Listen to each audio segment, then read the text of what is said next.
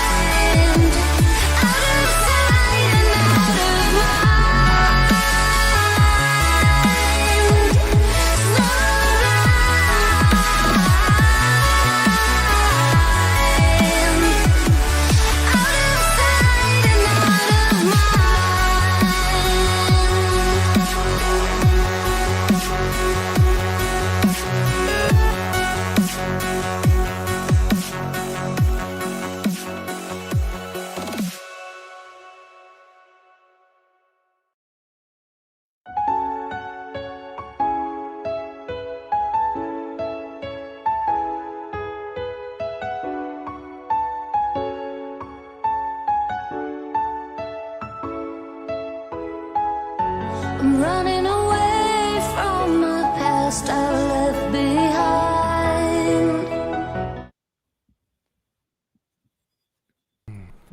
Hello. Hello! Testing 1, 2, 3. Earth to FPL community. What's going on? Oh, I'm good. Hey, Steve. Oh. Is it that time of year again? Well, literally, you just said offline. A lot of people out of the woodwork, and you've just mentioned about Odin there, Jace. Odin, yeah. Odin, we just said, oh, Odin's in the chat. We haven't seen him for a while. And then it's like, welcome to Grassroot, Odin. Welcome. Hopefully you guys can hear it. If there's any issues with the sound, let me know. I'll do my best to sort it out. I'm not sure, but yeah. Apparently, remember. echoing. Oh, why? Oh, I know why. I know why. There we go. You're not echoing anymore, Steve-O. This is a test stream. This is almost a test stream for all of you guys. So. I'm just glad Jason's back. Gonna mute this. This technical. There wouldn't be a first stream together in a long time without any technical difficulties. But you know, we're just gonna go. We're gonna roll with it. But it should be all good now. Should be all good now. But yeah. Are all these people wanting to get into this YouTube chat league, are they? Gotta get in. Steve-O's been doing like 20 million streams, like talking about like his team already. Videos, sorry. Mine's still the default random team I've selected. In all seriousness, you made a point when we went live on air, before we went live on air. Like, yeah. You genuinely think it's too early. Yeah. The FBI said we're actually genuinely late to the party regarding a live stream. No, we're late. We're late. Tell us. We're late. Right. Okay. We're late to the party when it comes to creating content for Gameweek 1 drafts. You know, let's completely just clickbait and and get everyone get excited about FPL being back. But the reality is, the game's not changed. There's nothing new, exciting about the game this year. Still the same old chips.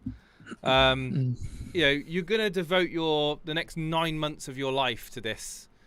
You know, if you're a hardcore, not just an Elite FPL viewer, but if you're a hardcore FPL player, you're gonna devote the next 9 months of your life.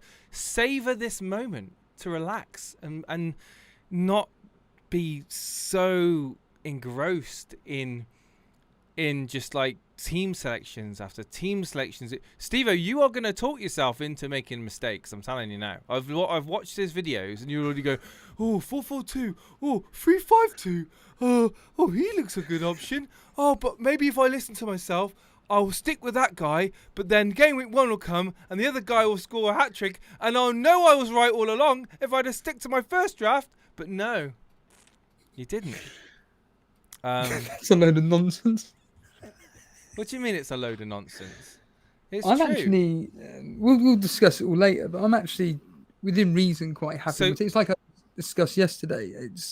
We can't have everybody, but I want to cover as many as I can. Like Nuclear Atoms is trying to get a minimum of one player per top 6 team, and it makes sense because we can. I mean, what do you think on the pricing system of everything? I think that it's easy for the casual. Again, another season to be casual playing FPL, watching your favourite YouTubers on the internet. Oh, what's Andy doing? Oh, I'll copy him. Oh no, but it's like, it's like, I'm sorry, but it's just like there's no surprises with the price system. It's pretty it's pretty much as we expected it to be, and I think ultimately everyone's gonna have the same old players in the team. Are you a Rashford or are you a Bruno Fernandes? You're a Rashford, I know you are. I've already heard you. Rashford, I wouldn't go near Bruno Fernandes if he was 7.5. You're nuts. I think Bruno's going to start the season well. We'll ask you the question immediately. Well, I lot think of people Bruno's are talking Man United. Yeah. What do you genuinely think about them at the start of the season and their assets? Because I think Rashford's well, the big cloud over Man United at the moment is the sale. It's just been a perpetual joke. The dragging out of this sale, which may not even end up going through. It may still just fizzle out, and the Glazers may just stay. And if that happens, it's going to be a toxic atmosphere at Old Trafford. And there's going to be a toxic atmosphere within the community, and I think it's going to affect the players. I know that they'll come out and say, like, I know Ten Hag will be like, I'm here for the football. I'm here to concentrate on what happens on the pitch. But believe you me, there's obviously been thought processes that's going on in his head. What options, like plan A, if I've got 500 million to spend on players, who can I get? If I've got the Glazers and I've got 150 million to spend, plan B. There's definite plan B, plan A, plan C's going on right now. And I think it's not looking that great at the moment. It's just been for me, it all indicates that this is just going to drag on. It's going to fizzle out, and Glazers will remain majority ownership, and it'll just be, again, the fans protesting, and another God knows how many years of disappointment in the director level and above. But yeah, going back to Bruno Fernandes, I do think Bruno Fernandes played a lot of minutes last season. He was absolutely knackered. He's had a break, and I do think you'll see a refreshed Bruno. I think you'll see. I've got a feeling that we're going to see. I mean, it's just a gut that we're going to see the best of Bruno from the beginning of the season. The fixtures are decent, and I'm going to probably go with Bruno. He's my man. So before we continue with the stream, I think go through with who's joining us live at the moment. A few names there. Johnson, LOL, I hate everyone. Can you just write in the chat if you've deliberately created an account based on what I said yesterday, please? Because I'm pretty certain that's what I said in the video. Anyway, there's a Jason here. There's a fan club. There's a fan club. Steve-O fan club. Maybe it's the man in the van that drives through London just shouting, "Hello, Steve-O. Oh, what's your FPL channel?" Yeah. We've got podcast shorts. Natasha's had to go, but hello, Natasha. Hello. A. Dawson, Matt Smith, Steve O. How many more sets you got? Very, very funny. Alex Volo, good afternoon, pal. Firetog back in this country as well. Hello, mate. Hello, mate. Zimmy. Odin's putting his hand in his pockets. He's upgraded his membership to Playmaker. Thank you so much. He's obviously expecting some meltdowns. I'll say this now. We're not the FPL Juice show where we're going to be giving away PS5s every month and various other rare T-shirts every single month. I'm looking around to see if I've got anything to give away. I don't. But thank you. In all seriousness, thank you. Gary Hallowell, hello, mate. Joe Nicholson, Bad Company, FPL, Scotty D, many, many others here. And thanks everybody for John. You're right, John. Everybody's here. Can you do your impression of John again, Jason? Right, John, how you doing, mate? Come on, John. Come on, Come on. And actually, that's a good point. Tonight we do want to be talking to you guys on the Discord. Yeah, And I think Jason, you are the best person. This isn't about us. This is not about us. This is about you guys. Especially bringing back the format of the call-in show. I know a lot of people asked about it now. If you want to see the call-in show throughout the season, we're going to need to have the regulars. We are going to need to, because we need to have the likes of the Buffys, the Fire Togs, the Poolies, Nuclear Atoms, the hardcore, community members coming on, because what happens is you've got 90 people watching. As soon as they get one caller on, two callers on, there's more chance that someone's going to be like, oh, I'm going to go on, because it's almost like I don't want to be the first person. I don't want to be the first person calling in. So on you guys can help us. Like, that's the biggest thing you can do to help us this season, is to try to get wheel in motion of the call-ins, because once that wheel starts, it's perpetual, and we start to see week in, week out the same faces coming in, a few new faces coming in as well, and people that are brand new to the stream that have never been here before. But like, who's this Elite FPL? We've never heard of you. We've only been going for 5 years, but you want to come on and chat with us, because it's all about the story. It's all about the narrative, all about the drama that goes on between you guys. The rivalries that goes on between you guys is much more exciting than Steve-O beating me at FPL. And how do they join the Discord? How do they go about that? Yeah, if you put hashtag exclamation mark Discord, I'll just do it now. It'd be embarrassing if it didn't work. In the chat, it should come up with a link. If it doesn't, then it's basically, it's not coming up. The bot's not working. I'll just get the link for it now. It's discord.gg/Elite FPL. Yeah, and certainly as we've discussed, or I've discussed on videos, I think this season's going to be a lot more exciting, because my time's going to be a lot more freer in the evenings, which suits around you, doesn't it, Jace? Hence why we're doing this stream now, because it's the best time to be doing streams in the evening. Yeah, there's more engagement. Yeah, it is. It is. People are home from work generally in the European. We have a lot of people from America tuning in as well, and it's still a relatively good time for the guys over in America. Obviously, late in the evening for our friends over in Australia, but then it doesn't matter what time. Generally, Australia's going to be awkward time for us anyway. But on obviously the oceanic time zone. But yeah, I think the analytics show that sort of the early evening, mid-evening streams are the most watched, because it's where people are the most. Gavin Gould.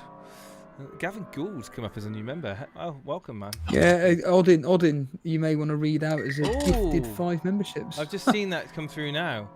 Odin, wow. Thank you so much, Odin. That's very, very, very kind. You absolutely did not need to do that. You really did not need to do that. He has gifted, but thank you. We really appreciate the support. Tezza T249 has been gifted a subscription. Gavin Gould's been gifted a subscription. Madeline Tutor has been gifted a subscription by Odin. Matty Winalot was gifted a membership by Odin also. And Mr. Scuffy Mrs. A Lot was also gifted a membership by Odin. Thank you so much. Give a round of applause to Odin in the chat. Very, very, very, very kind of you, my friend. And Max Roberts. Max Roberts is here. Legend. 10-month member. Yeah, this is another one I said about getting people on, talking about their teams, talking about their dilemmas, talking about the rivalries, talking about the dramas, the ups and downs of FPL. Of course, we had Max on quite a lot last season, talking about his Pokemon tournaments in between. Got PK7 as well now, member for 11 months. Hello, hope everyone as well. We're good, my friend. We're good. You may have noticed that I don't have a drum kit in the back anymore. And there's a whole story about that. I might have to make a members video. Or I need to tell a story. It's a dramatic story. Could that be the first members video of the season? Could be, yeah. Yeah. Good. Yeah. I had my first gig at the weekend. Yeah, you should share that, genuinely. I didn't want to do it for you, but I think you should share the gig that you performed at, because genuinely I was just lying in my bed and I was just like, this is just great. Genuinely, you look like you're having fun. I'll seek out the video, and I might whack it on before we a bit later on in the show. So we keep people watching. Steve, come on, we're not going to give them the the carrot right now. We'll let them. So some point in the stream, I'll share with you a clip of the gig. It's just a 3-piece band. Our first gig. So you have to be nice. Gary there with his 12 months as a grassroots member, looking forward to this season. And yeah, I think from your, obviously many people, I say many people have heard me waffling on for the past few weeks, but you, Jake, so you looking forward to this from an FPL point of view about the fact that we're going to be doing different streams and everything? I think I'm more looking forward to your accessibility with me and refreshing the channel than I am to actually getting like waist deep back into the thick of it in terms of like the team selections.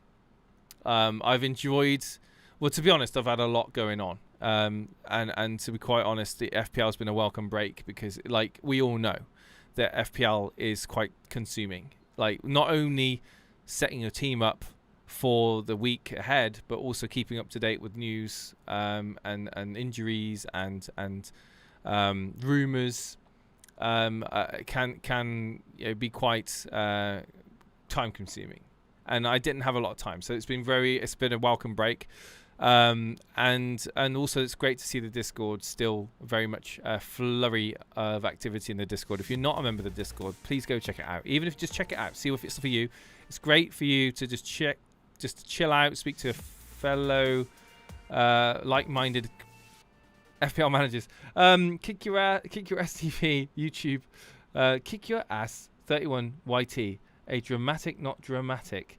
£2 donation, thank you so much. And Max Roberts also, 1 pence for every draft I've made so far. FPL is back. Hashtag FPL is back from Max Roberts. Thank you so much, guys, for the £2. That goes towards the coffee fund that we have yet to open. For about 3 years. Yeah.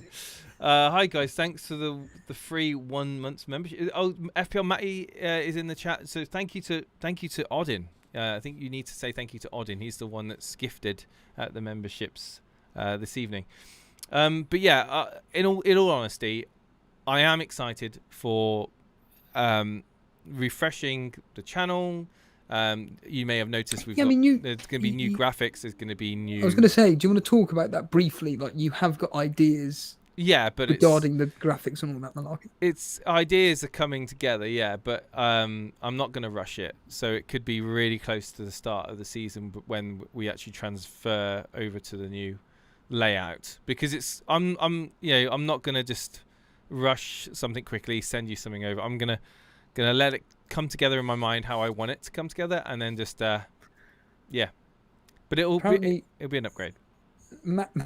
Max saying here, I sent Steve O'Toole the other day for Blue Tack on the premiere when I thought it was like Blue Tack. Did I mention that on something? I can't. Is it for something on the wall?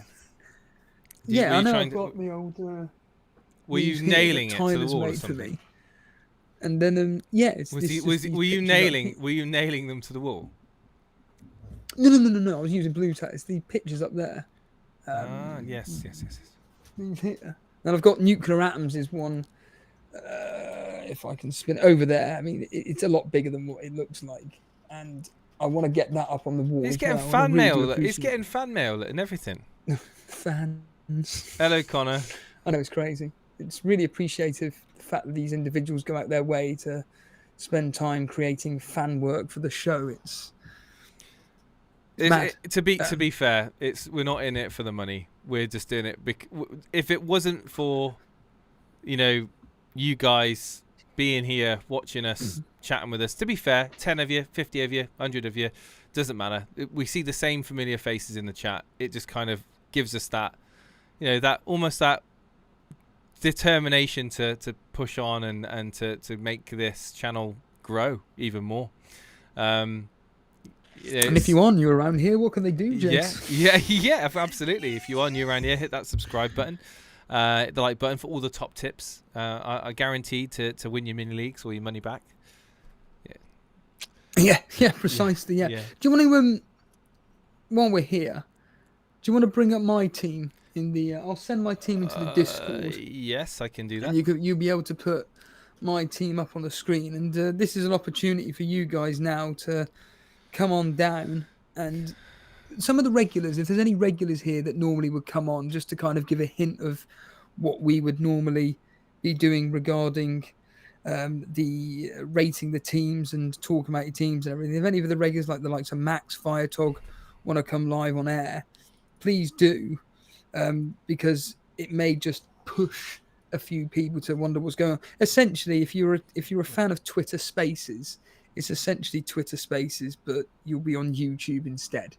And like we keep banging on about, we just want to have a conversation with an individual who decides to join us and talk about their first draft and their 50th draft, whatever, and talk about their mainstays, who they're most impressed with, who's guaranteed to be starting, and so on and so forth. So you've just posted it. So I've just posted it. Here we go. We're in the Discord. Rob Jones, member for 31 months. Rob, 31 months. That's a long time. 9, 18. That's like 3 babies. 3 and a bit babies. That's crazy. Yeah. One of the things I'm looking to change the way I play is not get bogged down with team leaks this year as it wastes so much time. He says. Yeah, what do you think about that, Steve-O? Team leaks. Thank you, Nathan. I actually enjoy it. I find it a lot of fun. Do you though? Do you? Yes, I do. Yeah, because I'm sure you've said in the past about it can ruin the fun of the game when you've got people that I think have the advantage over others. Like for example, if you are in if you're in America or you're in Australia and you're finding out after the fact because you've been asleep, it's been 3 o'clock. That ain't my problem. I don't. Well, but it's not my problem. Stuff Arbor boy. Thank you, Nathan. Cheers, dude. Do you think kind word. Thank you, Nathan. I'll read that out in a second. Do you think the question is? Do you think that early team news, the leaks, is spoiling the game? In fact, I'm going to do a poll. Steve-O, I've got a feeling that you don't think it is. Do you think it's a tool? Do you think it's another tool to get one over on your opponent? No. It's just at the end of the day, it's a game that's designed in England for an English-based sport. You know, if I was playing NFL fantasy, for example, you know, they get their information whenever. So, but just here to say that what was it? Yeah, I've just seen it just now. Nathan saying here, keep doing what you're doing, guys. Love the content. We've got Daniel Nash saying, I love the FPL community in preseason because they all act like they know what's going to happen in the coming season. Yeah, I'll get onto that in a second, actually. None of us have a clue, so don't lecture players on who to pick. And yeah, I've discussed to death about my opinion on this whole forcing it down your throat, and these people seem to not quite understand what I'm trying to get at regarding content creators. I don't have a problem with content creators creating content that they're wanting to do, but content for the sake of doing content, because they're trying to force it down you to say, this is how you can do this. It just gets really, really boring. Brian, I'm afraid you're now going to be unsubscribing to us because of what I'm about to tell you. Hi, lads. First time commenting. Love the content last season. I'm relying on Steve-O's live commentary on the 3 p.m. kickoffs updates every Saturday, particularly Tony missing the penalty. Or more specifically, particularly enjoyed the Tony missing the penalty stream. Unfortunately, the 3 p.m. kickoff streams will not be happening because of my new job. Well, I will try my best to take up as many as them. Yeah, this is something we'll discuss off air, but I'll try my best to do it. But I will tell you now, my mental health, if it gets to the point where I'm literally not enjoying it, like I will reserve the right to quit the stream at any time and back off doing them because I don't want to sit here like a clown when everyone else is getting loads of points and I'm like, I've picked the wrong players. I'm sorry. I'm just, I'd happily sit here and have a debate with somebody on Discord telling me how my team's shit, but I don't want to sit here watching or listening to games, seeing like the world implode and everyone in the chat laughing. I mean, but I think. But this, in all seriousness, I think this what makes us stand out from others is because, as Dan Nash has just said, everybody talks about essentially before the matches happen, or in this specific case, before the game actually happens, but no one knows anything. And I've never understood why no one reacts to anything afterwards or during. It's always just, here's tips for the following game week. Yeah, but what's your point of view throughout the matches themselves? Like, I've never understood why they don't take it up these big channels. I don't want to give them ideas, but why these bigger channels don't do the 3 p.m. kickers and stuff. It's a very unusual business strategy from my point. A lot of them do say they're busy with family and everything, which is completely understandable. But certainly I completely agree with Dan there saying about the whole, everybody seems to think we know what's going to happen, but we don't know until it's actually happening at the time, which is very, very true.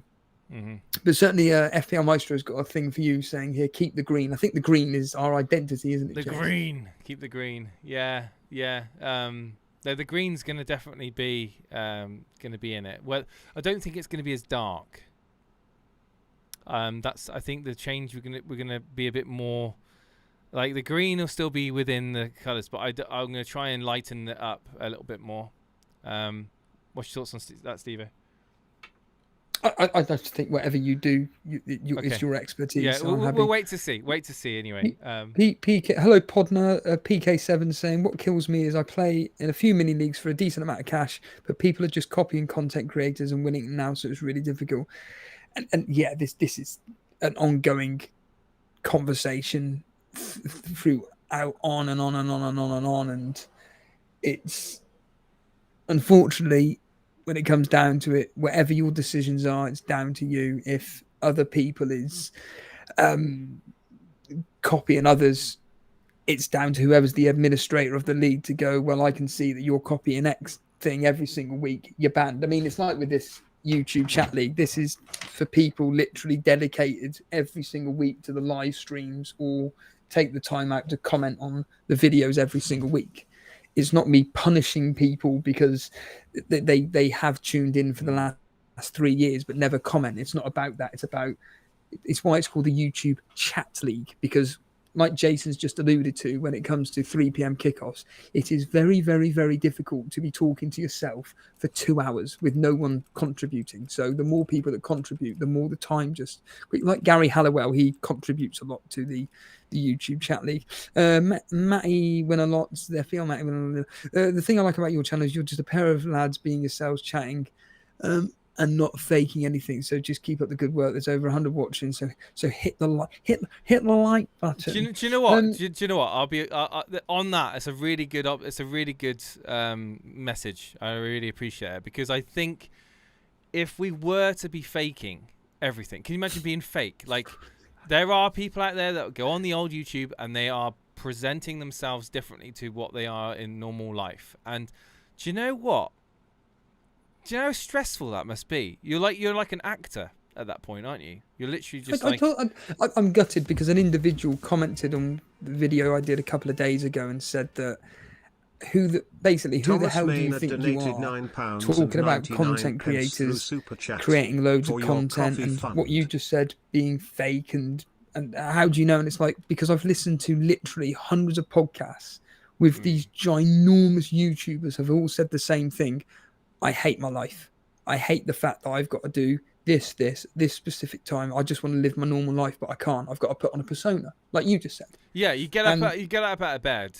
You don't want to do a live stream, and you've got to then be like, "Oh, hi everybody," and you have to be like this talking head for 2 hours or something like that. I've seen individuals in the FPL community that drive you mad. It's going to drive you mad eventually. Yeah, they've literally said, I have to create content because this is my job. I have to, because you want to. Like me putting out crappy little shorts or shitty little videos. If anybody wants to watch it, crack on. Yeah.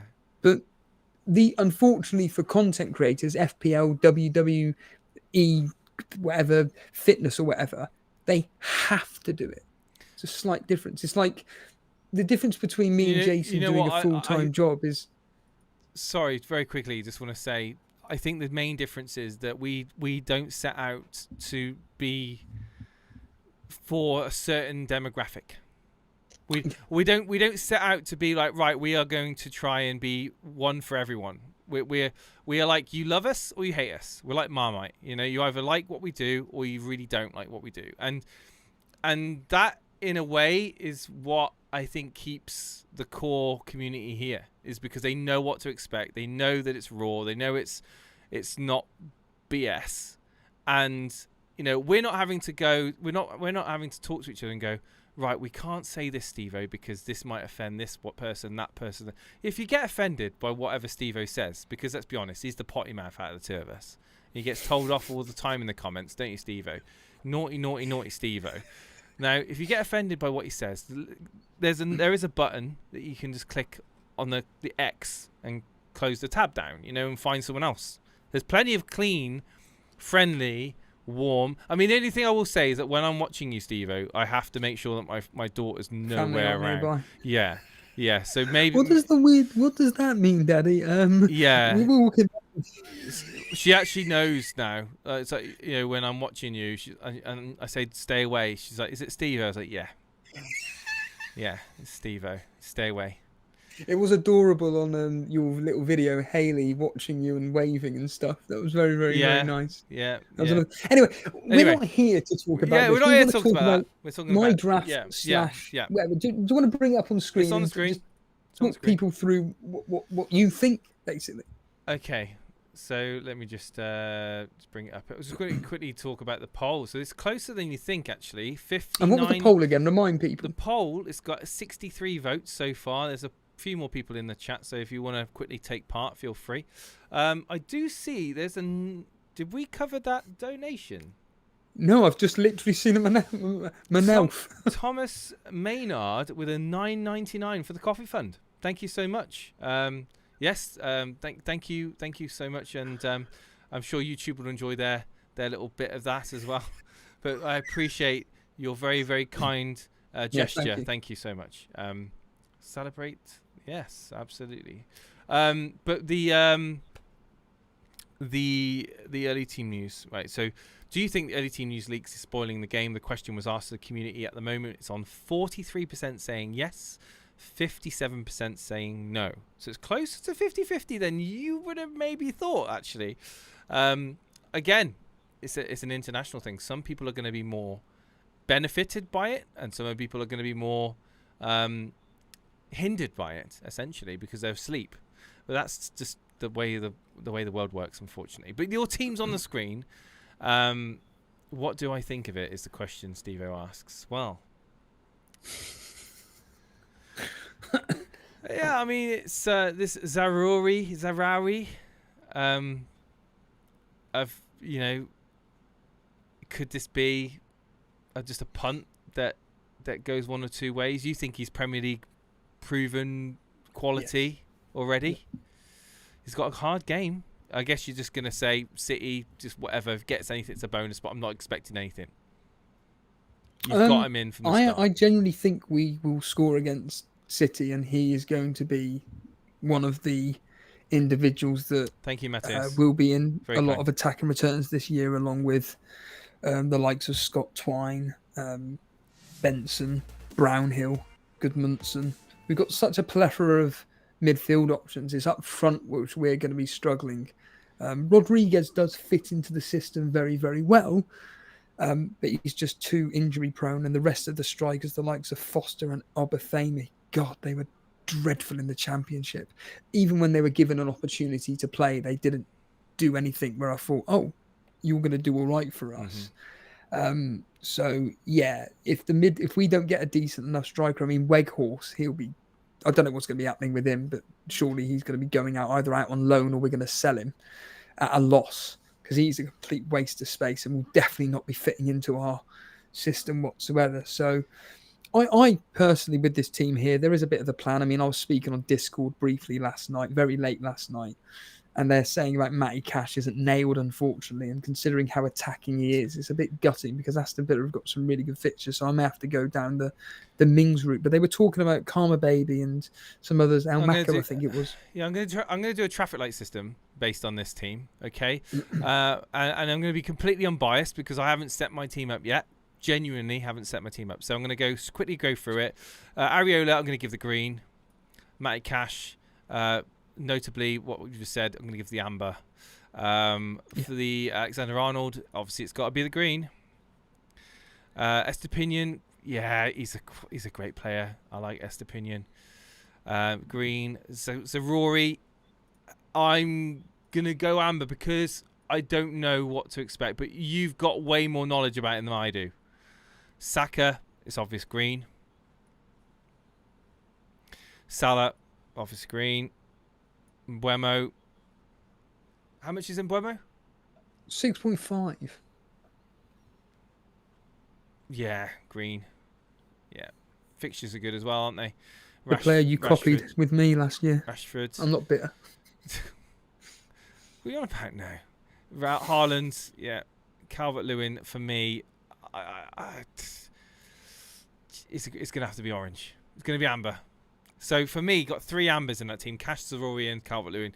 Only because do I think that Everton's problems are going to be magically all resolved? I don't know. Do I think Calvert-Lewin's all of a sudden going to come back to its 2000? What was it? 2019, 2020, 2019, 20, 21, yeah, 22. Yeah. So I mean, are we going to see those sort of performances? I don't know. And I don't know. So Cash, Zaroury and Calvert-Lewin essentially are I don't know players. The rest of them are brilliant. Of that 11. Yeah. How many? Okay, let's just. Oh, by the way, Flecken. Flecken. Yeah, I liked what you said about him, but it could be a bit premature. But I do like it. I don't know much about Bell. Tell me about Bell. Well, Bell's the Luton defender. I don't know much about him. He's a guaranteed starter. He's a guaranteed starter. Is he playing out of position? Is he a wing? Well, fullback? ironically, the game he played against us, from what I saw on WhoScored.com, he was on the left wing. There was a back 3, and he was playing on the left of the wing. So he's a potential out of position player, and at 4 million, right, for a starter, you can't go wrong. Yeah, to be honest, that's actually a good point. So I'm going to give him a green because he's 4 million. He's a guaranteed starter. 4 million, you can't go wrong. Bayer, I have no idea about him. He was one of the more the better players. Again, is this defense. a budget enabler? Yeah, it's 4 million. Yeah. That's the thing. There's quite a lot of 4 million players. And Archer's just a waste of space. Yeah, whatever. I want to try and plough as much money as I can into my first 11. I mean, of this first 11, how many are probably going to be in your team, barring Haaland? Of course? Genuinely, I would say 1, 2, 3, 4, 5, 6. Okay. 6 of the 11. 6 of the 11, yeah. And what of the 15? Maybe 8, maybe 7, 8 of the 15. Yeah. So enough to have a bit of a differential start. Do you think Trent is eating too much of the budget, or is he somebody that you're kind of quote fearing because of his new role within Liverpool? I don't think he eats. I mean, was he 8?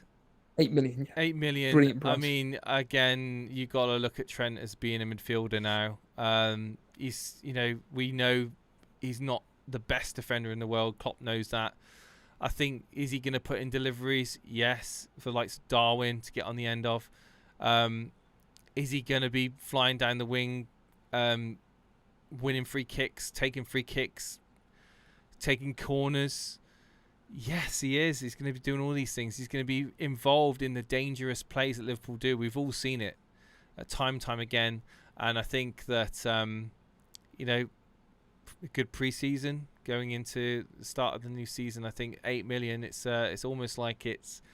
I don't like using the term, essential, but it is a very, very, very big... I'll be the first to say I've never been a massive fan of Trent Alexander-Arnold, but you have to say that when he's on top of his game, you want to be the one that owns him. And I think for the start of the season, the fixtures that Liverpool have got, why wouldn't you have Alexander-Arnold? You're literally tempting fate, aren't you, by not having him in? I mean, if they had red fixtures, then yeah, you could say, we'll go with a Chelsea or something like that and go Chilwell. But no, you've really got to keep it simple. Start the season. Alexander-Arnold, proven. He's going to be fit, hopefully, and raring to go. So yeah, I think it's pretty solid, nailed pick for me. Yeah, and well, as Gary's reminding us, but this show is about you guys. Yes. And we do have a caller in the waiting room. I don't know why you. Max hasn't actually posted his team into the team screenshots. Max, if you could do that, post your team in the screenshots. Get yourself. I see Sebastian's posted theirs and Accelerate's posted theirs. Get yourself in the waiting room. We're going to be taking some callers on. If you want to talk about your team, come and talk about your team. Don't be scared. Steve-O doesn't. Yeah, we prefer talking to people rather than just because we got no context to why you've brought the player in. We'd rather speak to you as individuals and find out the reason as to why. And as well, seeing as Max hasn't posted his team for some reason, Excelsior has just accepted your invite, Jace. Shall I bring him on? Absolutely. And I think I don't recognise the name. I apologise. Hello, Excelsior. Exceller? Gary Halliwell. Hello. I don't recognise the name. Yeah, it's Gary Halliwell. Oh my God. You've called yourself Exceller. He's been on before in that name. We had this last season, gents. Oh, did we? He can't remember. He can't. Yeah, he doesn't know what he's had for dinner. It's a very old name. I can't be asked changing my own. Well, we've got your team up on the screen here. I must say that is very different, isn't it, Jay? Well, hang on. I'm still trying to sort the audio out. One moment. Let me just give me 1 second. I'm just trying to sort. Okay. Well, while you're doing that, I'll bring it up on the screen and then bring on the team. I'll read it out. We got Leno Ingo, Estepinian, Trent, Gabriel, Pedro Porro, Madison, Fernandez, Matoma, Saka, Benrahma, Haaland, and on the bench we have got your stereotypical 4 million players. You've got Flecken in there. It's very different, Gary. It is, yeah. In fact, I don't know. It's probably a bit too strong, actually. Strong. Don't let him bully you, Gary. Don't let him bully you. Whether to have too strong a midfield. But I've also got I'm a bit strong up front as well. I think it's a bit too strong for you. Benrahma, though. I mean, penalty taker. Penalty taker. But he didn't exactly do much with West Ham last year. He just seemed to. He's a very good player, but from a returns point of view, when I owned him, he did nothing for me. Yeah, purely on the fact that he's penalty taker for West Ham. So. And what is it about West Ham that you're confident in their opening fixtures to think that Benrahma's going to be doing something? I mean, he's not even a nailed player. From what I remember, he was mainly home games, and the away games, Moyes would rotate him with whoever. That's potentially. I could potentially change that. He's a bit of a placeholder, being honest. How much is it? Oh God, no. I think he's 6.5. Is he? Hi, Paulie. 6 million. So I could potentially change him. And ironically, as I've just mentioned there, Moyes seemed to not play him in the away games, and yet the away games are the easy ones, the Bournemouth, Brighton, Luton, and their home games, which he's probably going to play in a Chelsea and Man City. I mean, it's not looking good, man. Yeah, it's a fair shout. Like I say, I can change him. He's got Whistle on the bench. But I don't know if that's the question. But in all seriousness, look, we got several weeks to go yet. Of this 11, how many are actually going to be in your team to start? I would say 1, 2, 3, 4, 5, 6, 7, 8, 9, 10. Of the 11? Yes. Benrahma is the one I'm unsure about. He doesn't believe you, Steve-O. I'll do a Jason here. You're speaking. There's no way Wait a minute, you are starting the season with 10 of those 11. Gary, I want to applaud you. Never you, know, Gary. Steve-O. I want to applaud you. You never know. Gary, can you hear me, by the way? Have I muted myself? Hang on it could. It's the first draft. You've got Oh transfers. my god, I'm muted. Gary, I've been chatting to you all this time, mate, and I'm muted. Sorry. Oh yeah, mate. Yeah, sorry, dude. You've either got the ultimate poker game going on right now, and you're just basically pulling the wool over Steve-O's mine eyes, or I have to applaud you by choosing a team this early on and being this stoic and being like, this is my, 10 out of these 11 players will be in my FPL team, barring any injuries or major shock announcements. Are you being serious, Gary, or do you think there's probably some movement going to happen between now and... As it stands, I'm serious with this team, but it depends on what happens in the transfer market and if certain players come in. What do you mean by that? Because I look So at this team. You've got Onana at United. If he comes at United, Onana will be in my team. Yeah. Definitely. Because I haven't got 5 million. Ditto. Because I haven't got nobody in defence from United, and I could have Shaw, but I could cover that with Onana. I don't understand this United defence. United clean sheet. United got the most clean sheets last season. They are solid at the back. Home. Martinez is back. Literally, we're going to be like a fortress at Old Trafford this season. So, Wolves, Nottingham Forest, Brighton at home. Yeah. Wolves will be terrible this season. Yes, agreed.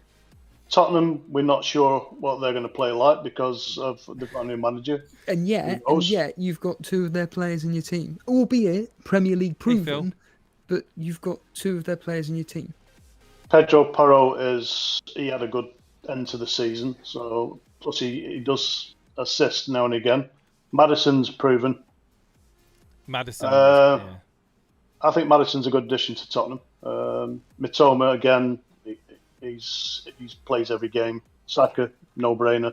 The only one that I struggle with is Ben Rama. I like the Maddison pick, to be fair. I do think he's going to do well at Tottenham. I do. I've got this feeling. Yeah. I've got a feeling he's going to be supplying Kane. It's going to be like Son 2.0. I think Maddison and Kane are going to really link well. And I think, how much is Maddison? 7.5. He is 7.5. Oh, he's gonna. Oh, yeah, that could be one of the ones I have to bring in. I think certainly Tottenham and Chelsea. I think John Harris made this point. Tottenham or Fire Talk, one of the two. And either way, those 2 teams, because of the prices of their players, they're just a wait and see for me. But I can easily just wild card. If I feel that the players that I've already got... The famous Game Week 4 wildcard. Yeah. I mean, look at Tottenham's fixtures. Brentford away, horrible. Man United at home, horrible. But then we've got Bournemouth, Burnley, Sheffield United, Arsenal, Liverpool. I think Brentford away is horrible. I think it won't be an easy game. It won't be... No, I think they'll have opportunities in that game. Well, yeah, I would think expect them to score. From a scoring point of view, I think yes. I think it's a good. I think it's potentially a good game to get having a few assets. I mean, mentioned earlier on, I think it was who was it? Infamous saying about having Kane. I mean, Kane's an option as well, which I think people may be overlooking. I mean, again, people looking at the fixtures. Tottenham may not be on everyone's list to start off with, but Maddison at 7.5. Tottenham's fixtures for the first 5 are quite good. Very, very tempting. I know you've got Brentford, Man United, but then you've got Bournemouth, Burnley, Sheffield United. First 5 games quite decent for Tottenham. I completely agree. I think because of the way the pricing's been done this year, we can have so many different options. I mean, for me, I'm trying to go within reason as template as possible. Just the odd pick here or there. Stevo, what's your best formation then for this season? 3-5-2, I think. Stevo, if I told you I like this team better than yours, what would you say? I think they're about... Mine's very template, though. Yours is boring. Too many Burnley players. Who would I rather have, Calvert-Lewin or Maddison? Instead of... Maddison? Yeah. But Better how player. do I fit him in my team with a 3-5-2 when I feel that sounds like a you problem? There's a striker position which could potentially become available to partner up with Haaland, with the likes of this Chelsea player and Cuckoo and Gakpo, your mate Gakpo. He could be post-traumatic distress. How much is Calvert-Lewin? 6 million. There we go. What For about Wisser? What about Wisser? I'm not really interested in a player who I don't think, whenever I watched him, pulled up many trees. I think that Buemo's going to be the main man to be taking that Tony spot personally, because that's what he was doing at the end of last year. I'm not being funny, Steve, but Calvert-Lewin didn't exactly set the world on fire last season, did he? Well, no, because he was injured half the time, Exactly. and Everton were in a. He'll be injured again.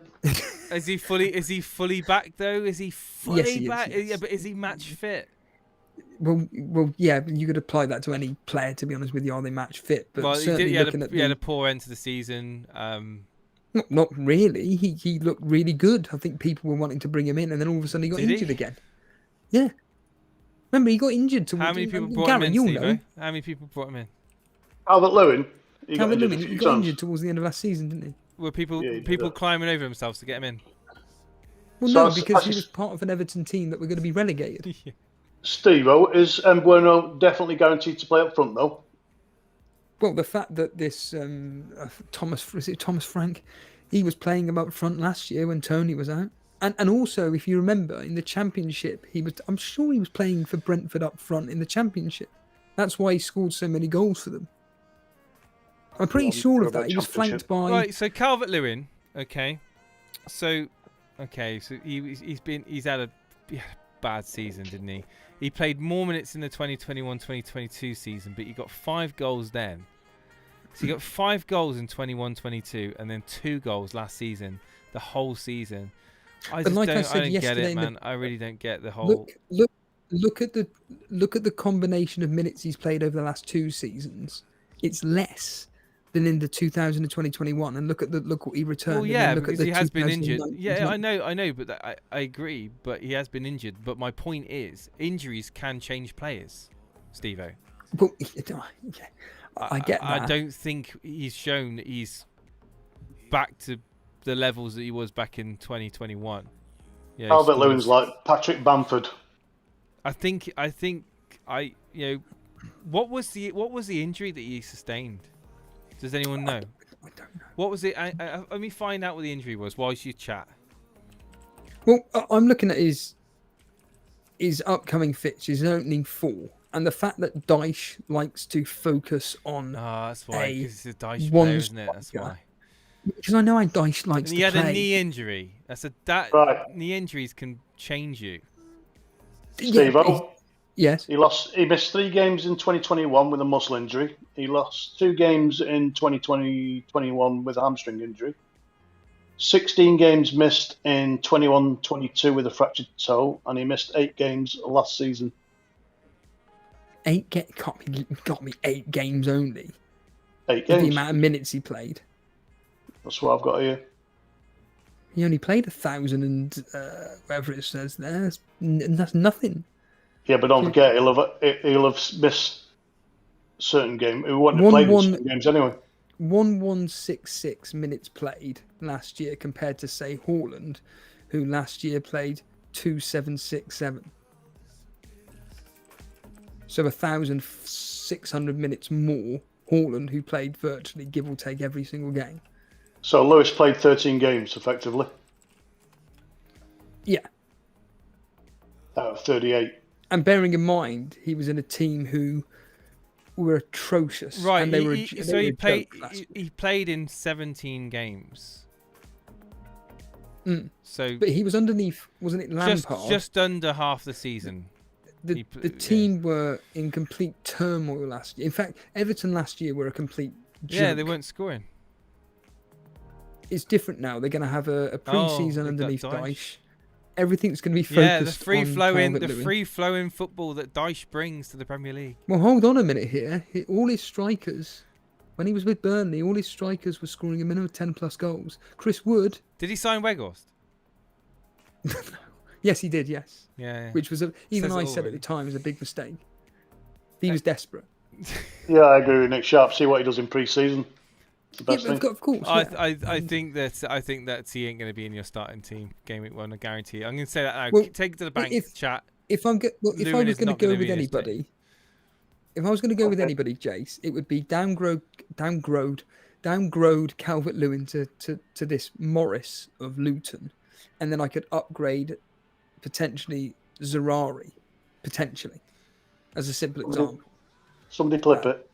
But hang on, I thought you were all for Savary. I thought he was going to set. He's the Burnley Yeah, Messi. but again, it's with promoted teams, it's usually like almost like a wait and see. But what I'm saying Steve-O's is, having doubts. Oh, he's already coming back now. Steve-O, Steve-O's having doubts. how many players out of the 11 that you've got in your team are you likely to have come game week 1? Let's throw it back on him. Steve-O's having doubts. Let's talk to it me, will Steve-O. be Trent, Estepinian, Rashford, Buemo, Salah, Saka, Haaland. What's that, 7? 8? That's what 1, 2, 3, 4, 5, 6, 7. Yeah. Right, so so you're going to be playing around with your team for the next 3 weeks. And I'm probably going to be wild carding relatively early, depending on how the quote template / these individuals do, because Salah's the main one, which with the likes of Son, Sterling, Maddison, to name 3 that are so cheap, but we know what they can do for in previous seasons, and Sterling? they're playing. I know it's ridiculous, 7 million. You not thought about maybe having him in? No, I haven't thought about it because I'm waiting to see what Chelsea are like underneath but you Pochettino. could be late to the party, my friend. Well, but this is you could apply this to anybody. What, Calvert-Lewin? You could apply this to anybody in the I'd game. rather have Sterling in my team than Calvert-Lewin. But we know within reason. I know what the majority of these players bring. So you're to saying their clubs. I know I know what Sterling's capable of doing, right? In the for Premier Man League. City. In the Did he Premier do League. much for Chelsea apart from he did okay towards the end of last season? Did any players do anything for Chelsea? You can't just put it on Sterling. But again, But what's he done?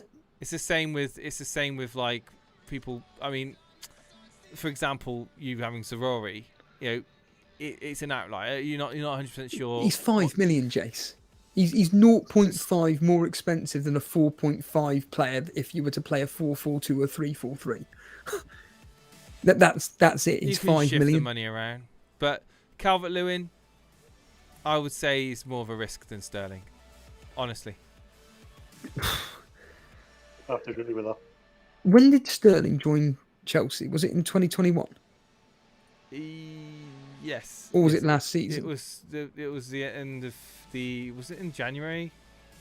Was it in the January transfer market? Come on, Gary, you're knowledgeable.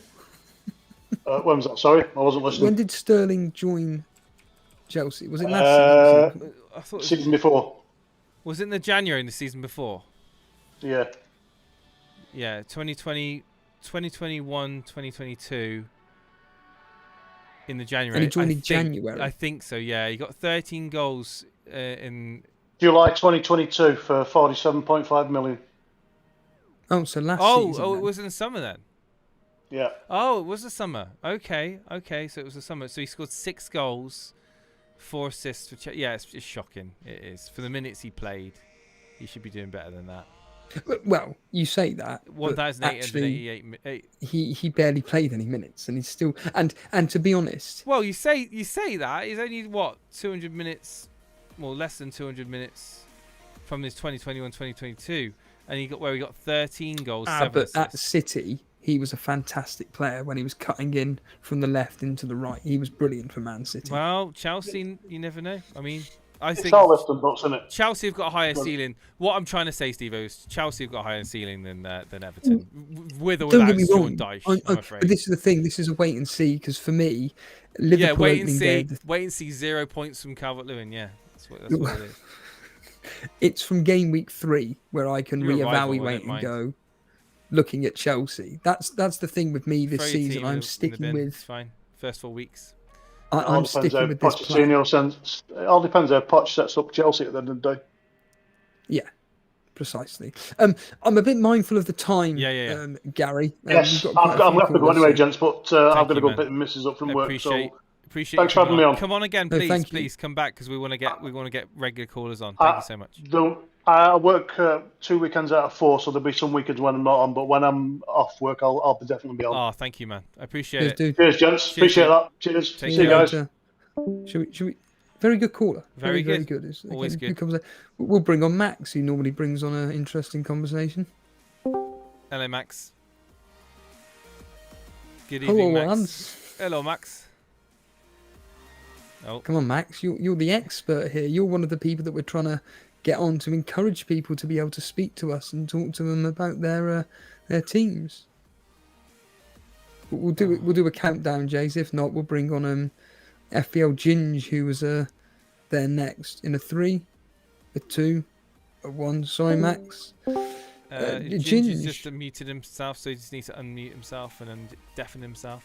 We'll get him on. Ginge, how's it going, man? Come on, Ginge. You're someone else that knows how to do the Discord. This is a great advertisement, isn't it, Yes, Jays? it's great. Well, he's got himself muted and deafened, so we'll move him back off. But animations Bring is on, a great bring on rating. animations. Animations Hello, is there. mate. Hello, animations. Hello, lads. What's going on? Hey, hello. Hello. How's it going, man? How's it going? It's been a while. Mr. since we last Template. chatted. He's already, Yeah, exactly. he's already mocking you already. Hey, Steve-O. Yeah. I won't be having any of that. It's not that template. He There's can't a talk few about different template. ones in there. Steve-O's like bloody hugging the template, isn't he? No, this is pretty much about as Twitter template as it gets. What's with the animations. what's Good with team. the Arsenal Gabriel Jesus love? I don't know. I just think he's guaranteed nailed 8 million. You an Arsenal fan? No, I'm not. My granddad used to be. I'm not now. Okay. No. It's not that template. no. Foden, Son of risks.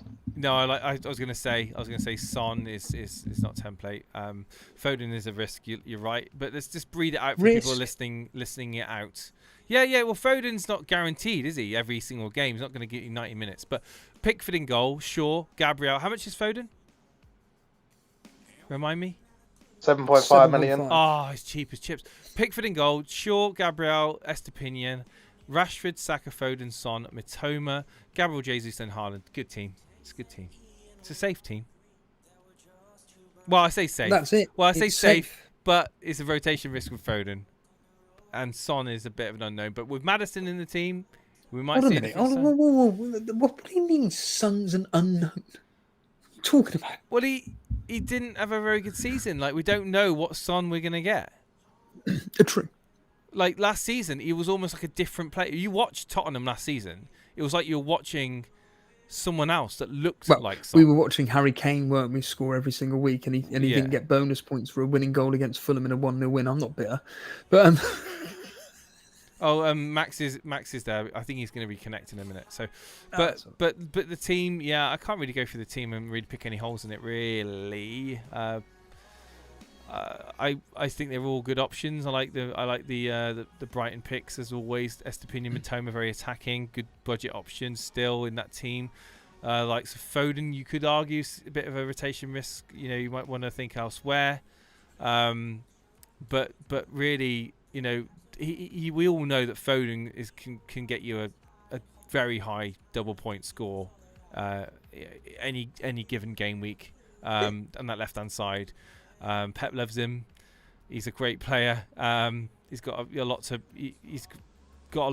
feed on, hasn't he, in that team and to provide Haaland with. So I think it's going to be Grealish and him, isn't it? Going to be fighting it out for a lot of the season, but. Yeah, I really can't pick many holes. Gabriel Jesus, yeah, we saw what he can do early on last season. Kind of fizzled out towards the mid to latter stages of the season. He had an injury. No, we all knew he had an injury. Again, injuries playing a part in players' performances. You know, is he back to being that Gabriel Jesus that's going to be that poacher that we saw at the beginning of last season? Don't know, but again. It's worth the risk, I think, with him, with that Arsenal team. Arsenal, of course, did so well last season for the large majority. Sorry, Arsenal fans, before you bottled it. But yeah, talk to me about your team. Animations, how how nailed on are these players in your team? That or is this just a team that you like the look of for the moment? You're going to reassess each week. Well, there's just two things about it. Obviously, there's no Salah or Trent.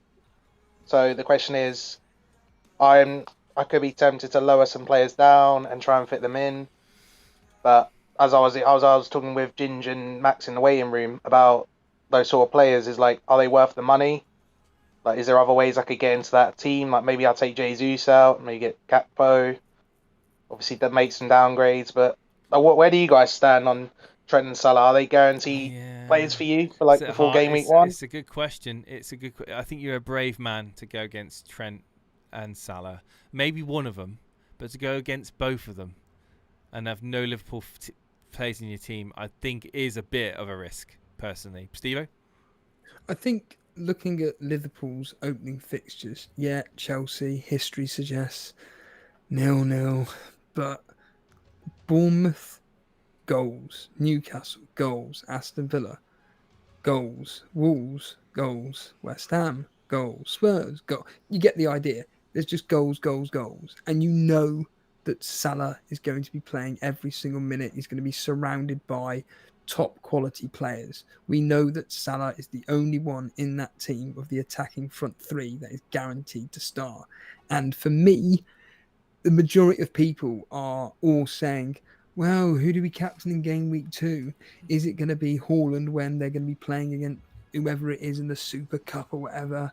I really want to be bringing in Salah for Liverpool against Bournemouth. Well, how do you bring him in when you've got no money because you've used it up all on the rest of your other team and all the rest of the team? Whereas someone like myself it's an awkward price has already point. got him. He's an awkward price point to reach up to if you haven't got him already in your team. That is true. You'd have to take a hit to bring him in for this team. However, this team here is pretty much barring the odd player, the likes of Shaw and Matoma and Jesus.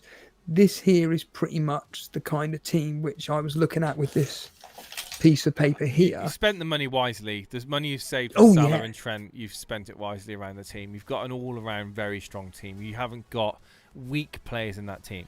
However,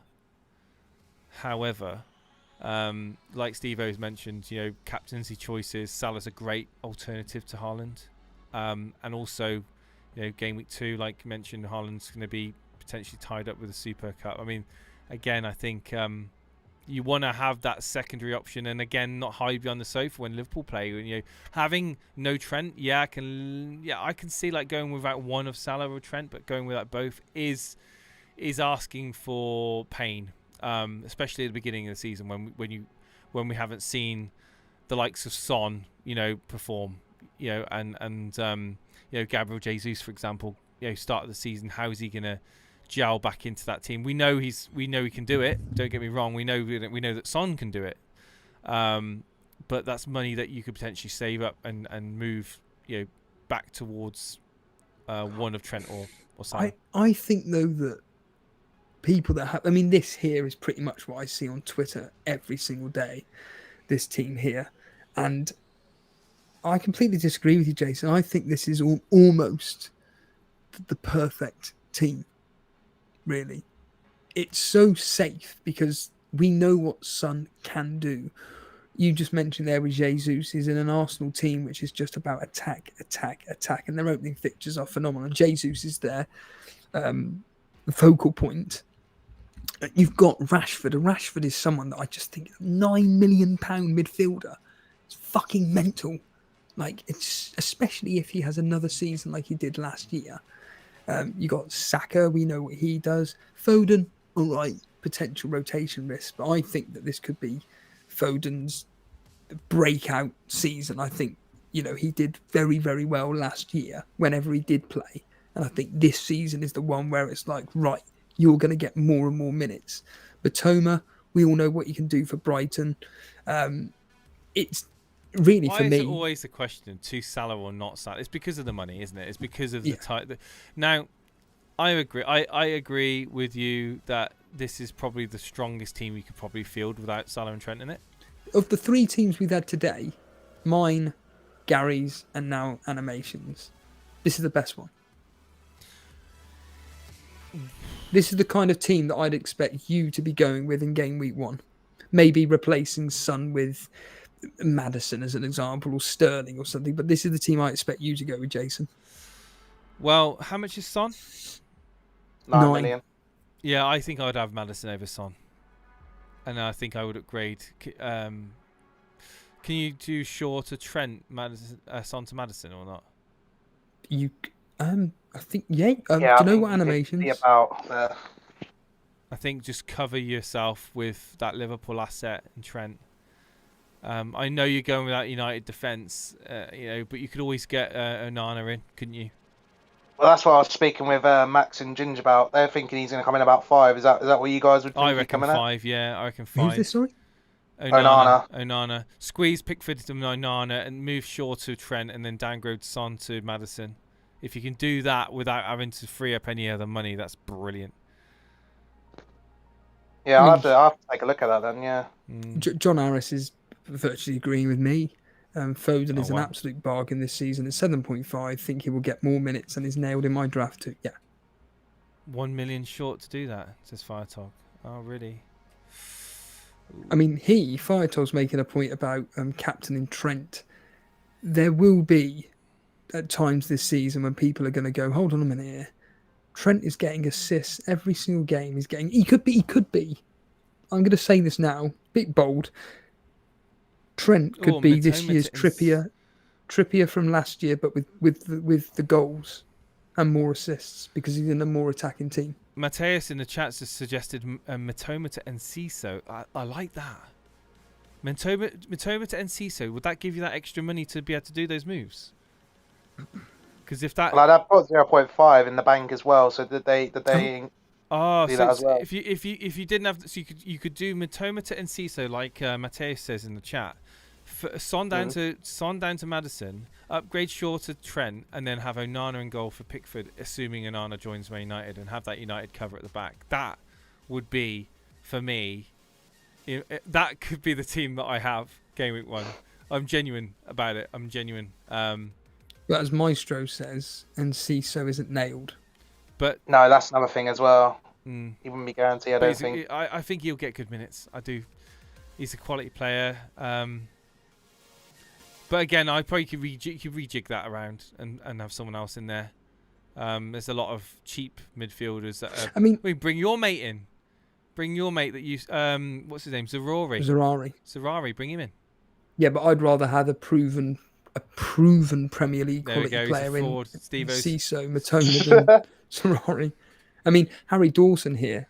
Diaz competed points wise with Salah when fit at the start of last season. Could be a way to get in the attack. But he's not nailed. I mean, you've already got Foden in that team that's not nailed. I mean, I know people that find Fire Talk was it Fire Talk that was saying about Foden? Oh no, John Harris was saying Foden is nailed in my draft. Yeah, nailed in your draft, but not nailed on in the team. That's the problem. If you're happy with the odd benching, then yeah, that's fine. For 7.5, people may think differently to you on that one. I think, especially when you're looking to have all your value in your first 11 and all the cheapies on the bench that you don't really want to have coming on for, the likes of Foden. But no, it's a good solid team. I like it. I think there could be a couple of tweaks, like we mentioned, to certain players in that team to make it an absolute bulldozer of a team. Especially with that money that you save up with Salah, how strong your overall team can be. I definitely animations would take Maddison over Son. Yeah, I think this isn't like my confirmed team. I'd probably say there's 8 players in this, maybe at starting 11. I feel like I probably would do one. But it's like I said, this was just a draft. So who are the 3? Yeah. Who are the 3 you're a bit iffy about? Well, it's like I said, with Son. If I would want Salah or Trent, I'd probably take the money out of that and go to Maddison, like you were saying. Probably the goalkeeper. If Raya does go to Spurs, then Flecken or Leno or Onana, like we were saying, to maybe get Trent in. And maybe Matoma to Enciso. That's probably the only one, maybe, I would say. If I knew he was good for minutes. What about Harvey Barnes, Steve-O? Nah. I don't know where he fits into the Newcastle team. I know he's an amazing player, but I don't know where he even would be getting into that team, to be honest with you, unless he replaces like the likes of Jacob Murphy as an example on the right. What about your man up front for Almiron. Burnley? Same name. But no, he's gone. He's left. He's at Norwich, I believe now. I think he went When? Norwich. The end of last season, he literally said live. You really do need a striker then. Barnes was never good enough for Premier League anyway. You know, he had so many opportunities last season in the Championship. Who's Burnley relying on now up front? I've only got Weggles and Barnes, isn't it? No, it won't be Weggles. It'll be Rodriguez. And I really did not know that he went. I did not know that Ashley Barnes left. Yeah, literally said it live on air. Wow. He just said, "I'm going." Okay. Wow. So, yeah. Oh. But he'll be bringing in a new striker. Well, you'd have to really. You need that front man. Okay, so yeah, I mean we are looking at the time now. We want to get through the callers, but this has been a great team. It's probably like Steve said, probably one of the strongest, if not the strongest, team that we've seen in terms of all around players, proven players. So yeah, I think that if you kind of have that as your sort of skeleton, the main spine of that team is there. I think maybe the likes of Son could be rejigged down, and you could get Onana in if he does come, and maybe you could sort of alternate Shaw out for Trent. I think that would be the cream of the crop. But that's just my opinion, and it'd be interesting to see what you do with your team. Please come back and have a chat with us. Yeah, I will for sure. I mean, like the end of the season when you guys got me on for the Brighton game, that was I had great fun with that. So just want to say thank you for that and all that, and just great community this channel. I'm glad you had fun at the end of the season. I'm glad someone had fun. I didn't. Yeah, thanks, gents. Anyway, that was great to get your insight. Yeah, cheers, man. Thank you for being part of the drama. Thank you, guys. Take care, buddy. Cheers, dude. Just a quick one here from was it Rad that said this? Is Nathan Teller staying? I don't know what's going on with that. I haven't seen any talk about Teller or whatever. So I think Southampton are wanting a lot more money than we're willing to pay. I think Southampton are looking at like 19, 20, maybe even 25 million, which is a lot of money. But if we can get him in, I don't know what FPL would price him at. I mean, I would think 6 million. But is Teller good enough for the Premier League?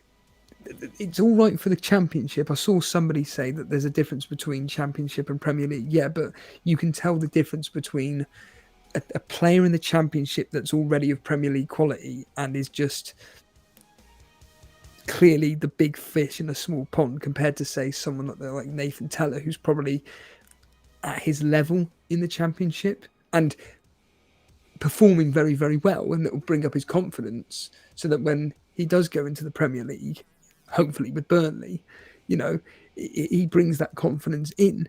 But when they perform for teams like Southampton or whatever, you know, I don't remember him pulling up trees. I could be completely wrong, but certainly there are a lot of players out there that when they demote themselves to a lower level, they perform a lot better. It's like Pookie is a prime example, scoring goals for fun for Norwich. Second he comes to the Premier League, can't do anything. He did it at the beginning though, didn't he? It was against Liverpool, wasn't it? Liverpool? He scored a goal, yes. Yeah, he did, yeah. And then they got a cutout, remember, made? Yes, yeah, the Pookie train. Superb stuff. Should we bring on a Ginge? Hello, Mr. Ginger, how you doing? Yo. Hello there. Long time no see, the boys. Good evening. Are you enjoying this the draft season? Of course I am, mate. This is my prime time. And why is that? Because I just change it every single day and ask people for reviews of my team. That's how I do it. Every day changing your team here. So what we've got up on screen is going to be different tomorrow? Yeah, completely different because I'm not a biased Burnley fan. So why are you changing it every day? Surely there's got to be core players in your team. This is like the master plan of, FPL Ginge. That's why I've come top 5k and people don't. It's just where it happens, mate. There's got to be a core amount of players in this team though, which you're going to be like, I'm definitely. It's another no Salah team. It is another no Salah. A lot of people have got no Salah, to be honest with you. A lot of people, and I don't blame them. Come on, how many of these players of this 4-4-2? I'm gonna go Areola, back in a minute. I'll be just gonna go grab a drink. Shaw, Estepinian, Gabriel, Trent, Saka, Rashford, Matoma, Eze, Jesus, and Haaland. How many of that 11 are going to be there come game week 1? 1, 2, 3, 4, 5. So who are the 6 that you're not confident in? Well, it depends on systems and stuff like that. But Shaw, Matoma, Eze, Embuemo, Jesus, Flecken. How many did I name there? Well, they're not in your 11 now, are they? We're talking about your core 11 right now on screen. Oh, well, it can always change up, innit? Because obviously it depends upon different players. So like Areola probably won't be started. Well, it depends if he starts, but if not, I got Flecken. But this team is like kind of like a core because it depends on Onana's pricing. What's so special about this Onana? Nothing. It's just the easy way to get into United defence. For 5 million? So then I can get John Stones in instead of Luke Shaw. How does that work? Because if you're going to sell Flecken, I'd assume, so that's 4.5, so 0.5. Shaw's 5.5, so you're losing 0.5. Or have you got money in the bank? No, I've not got money in the bank, but I'd probably downgrade Jesus into Nkunku because obviously Chelsea's fixtures look quite good and he's been in form in training. This Nkunku, any good? Yeah, so he's played for, obviously I don't know the full Bible about him by the way, but he was in PSG's academy for quite a while. I used to use him back in PES 2016, mate. He was cooking and he was really good. Failed there, obviously got built out for the development team at Leipzig and just flown through, scoring many goals. He scored quite a lot of goals against City in the Champions League.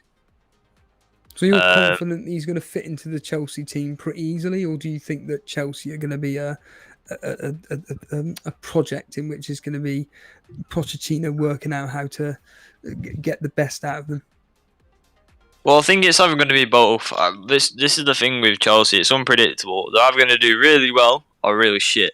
But at the minute, I do think they'll actually do quite well. But it's just the assets and who he's going to put into his final team type. Because obviously no one's certain in the team. People are getting left, right, and centre. Obviously, Nkunku is probably the main target right there.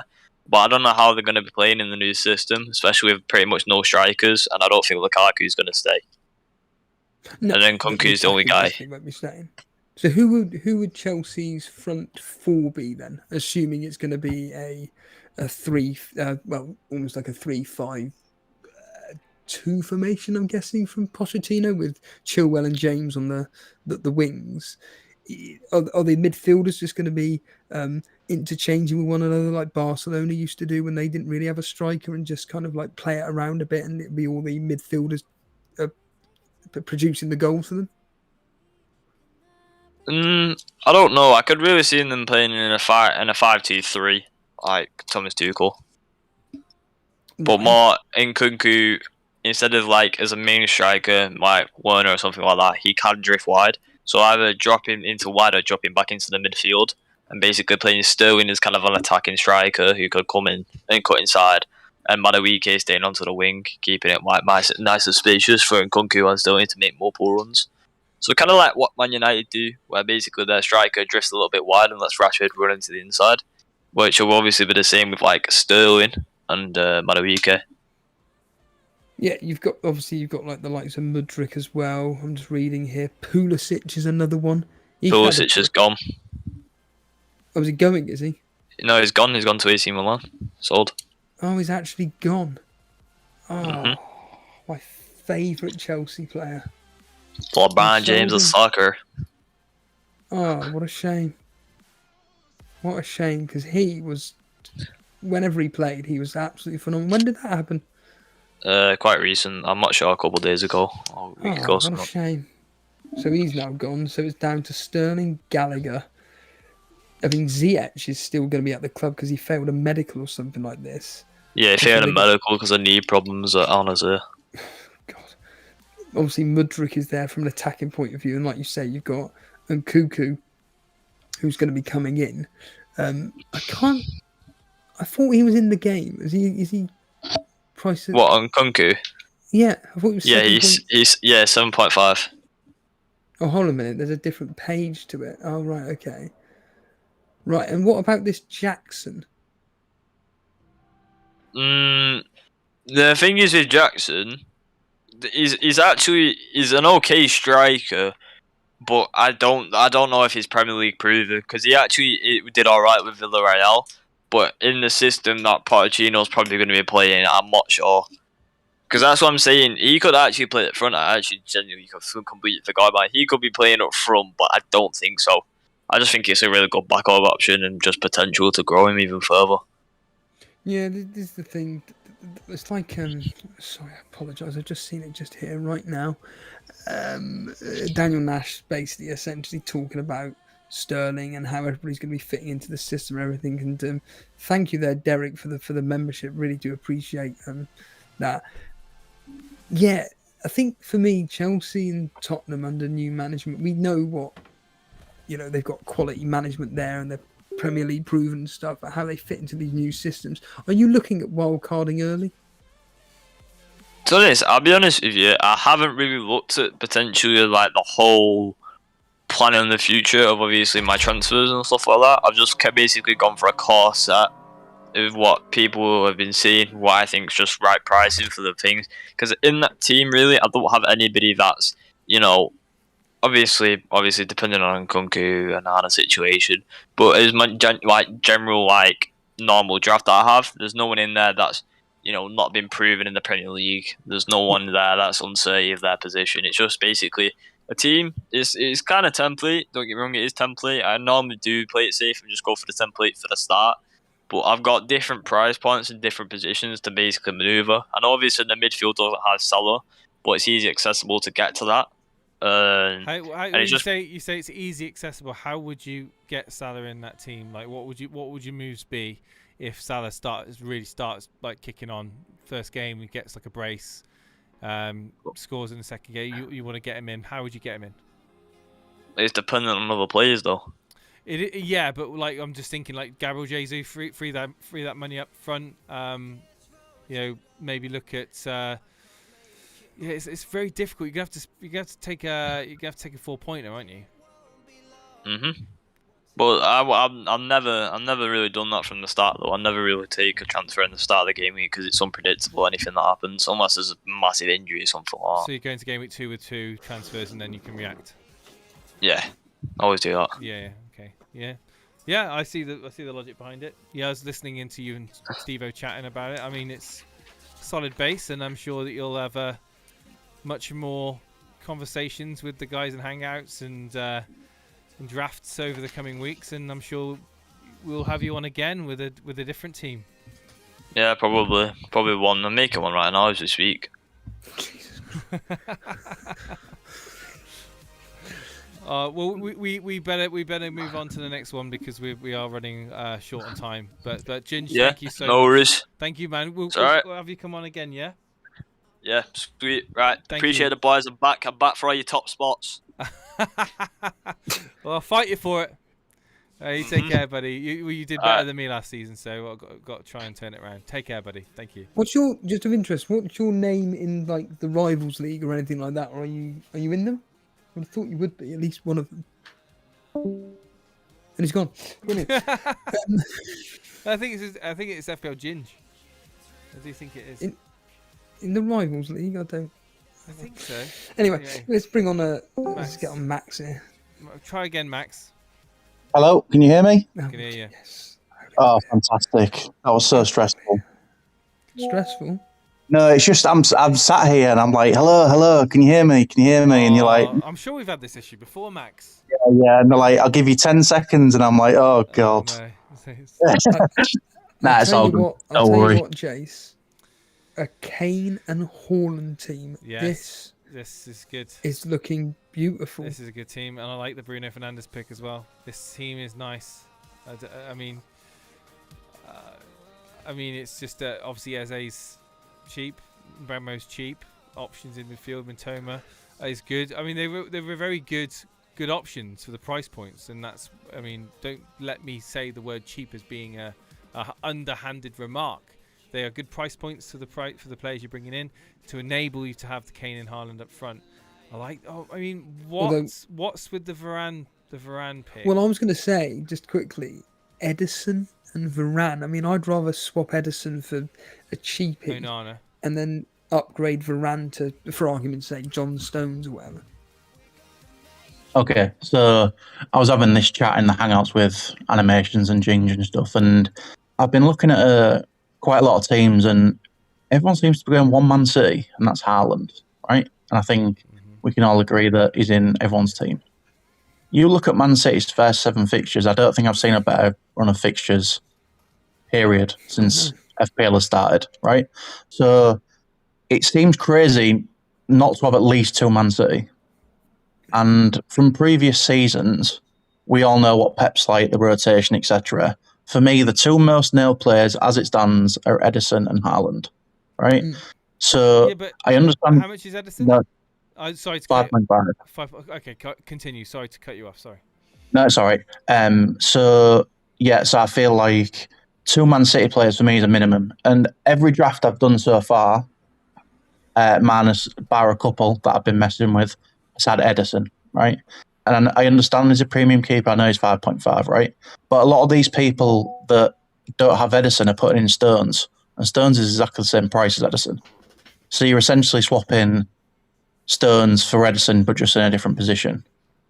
Stones obviously was fantastic last season. Let's not get away from that. But the problem is they're looking at, like, they're going to be signing Vardiol for 100 million. Centre-back, so you'd imagine he's going to play. They've signed Kovacic, which essentially would be playing in a similar sort of Stones role, I would say, or he's going to be playing sort of centre attacking mid. And again, we all know what Pep Guardiola's like, and I'm not convinced on Stones' game time. Like, he could play the first 7 games, he could play 3 out of the 7. I really don't know. But with Edison, I'm confident he will play 6 to 7 of those 7 first games. And when you look at those 7 games, there's probably between 4 and 5 clean sheets there.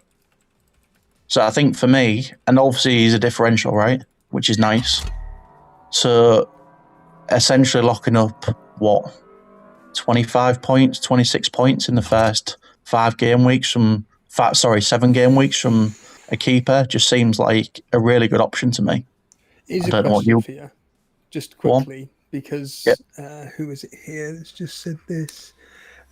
Marcus is saying Kovacic is going to be replacing Gundogan. Kovacic is nailed. 5 million. Do you know what the funny thing is? He'll be the assist of the assister, though, won't he?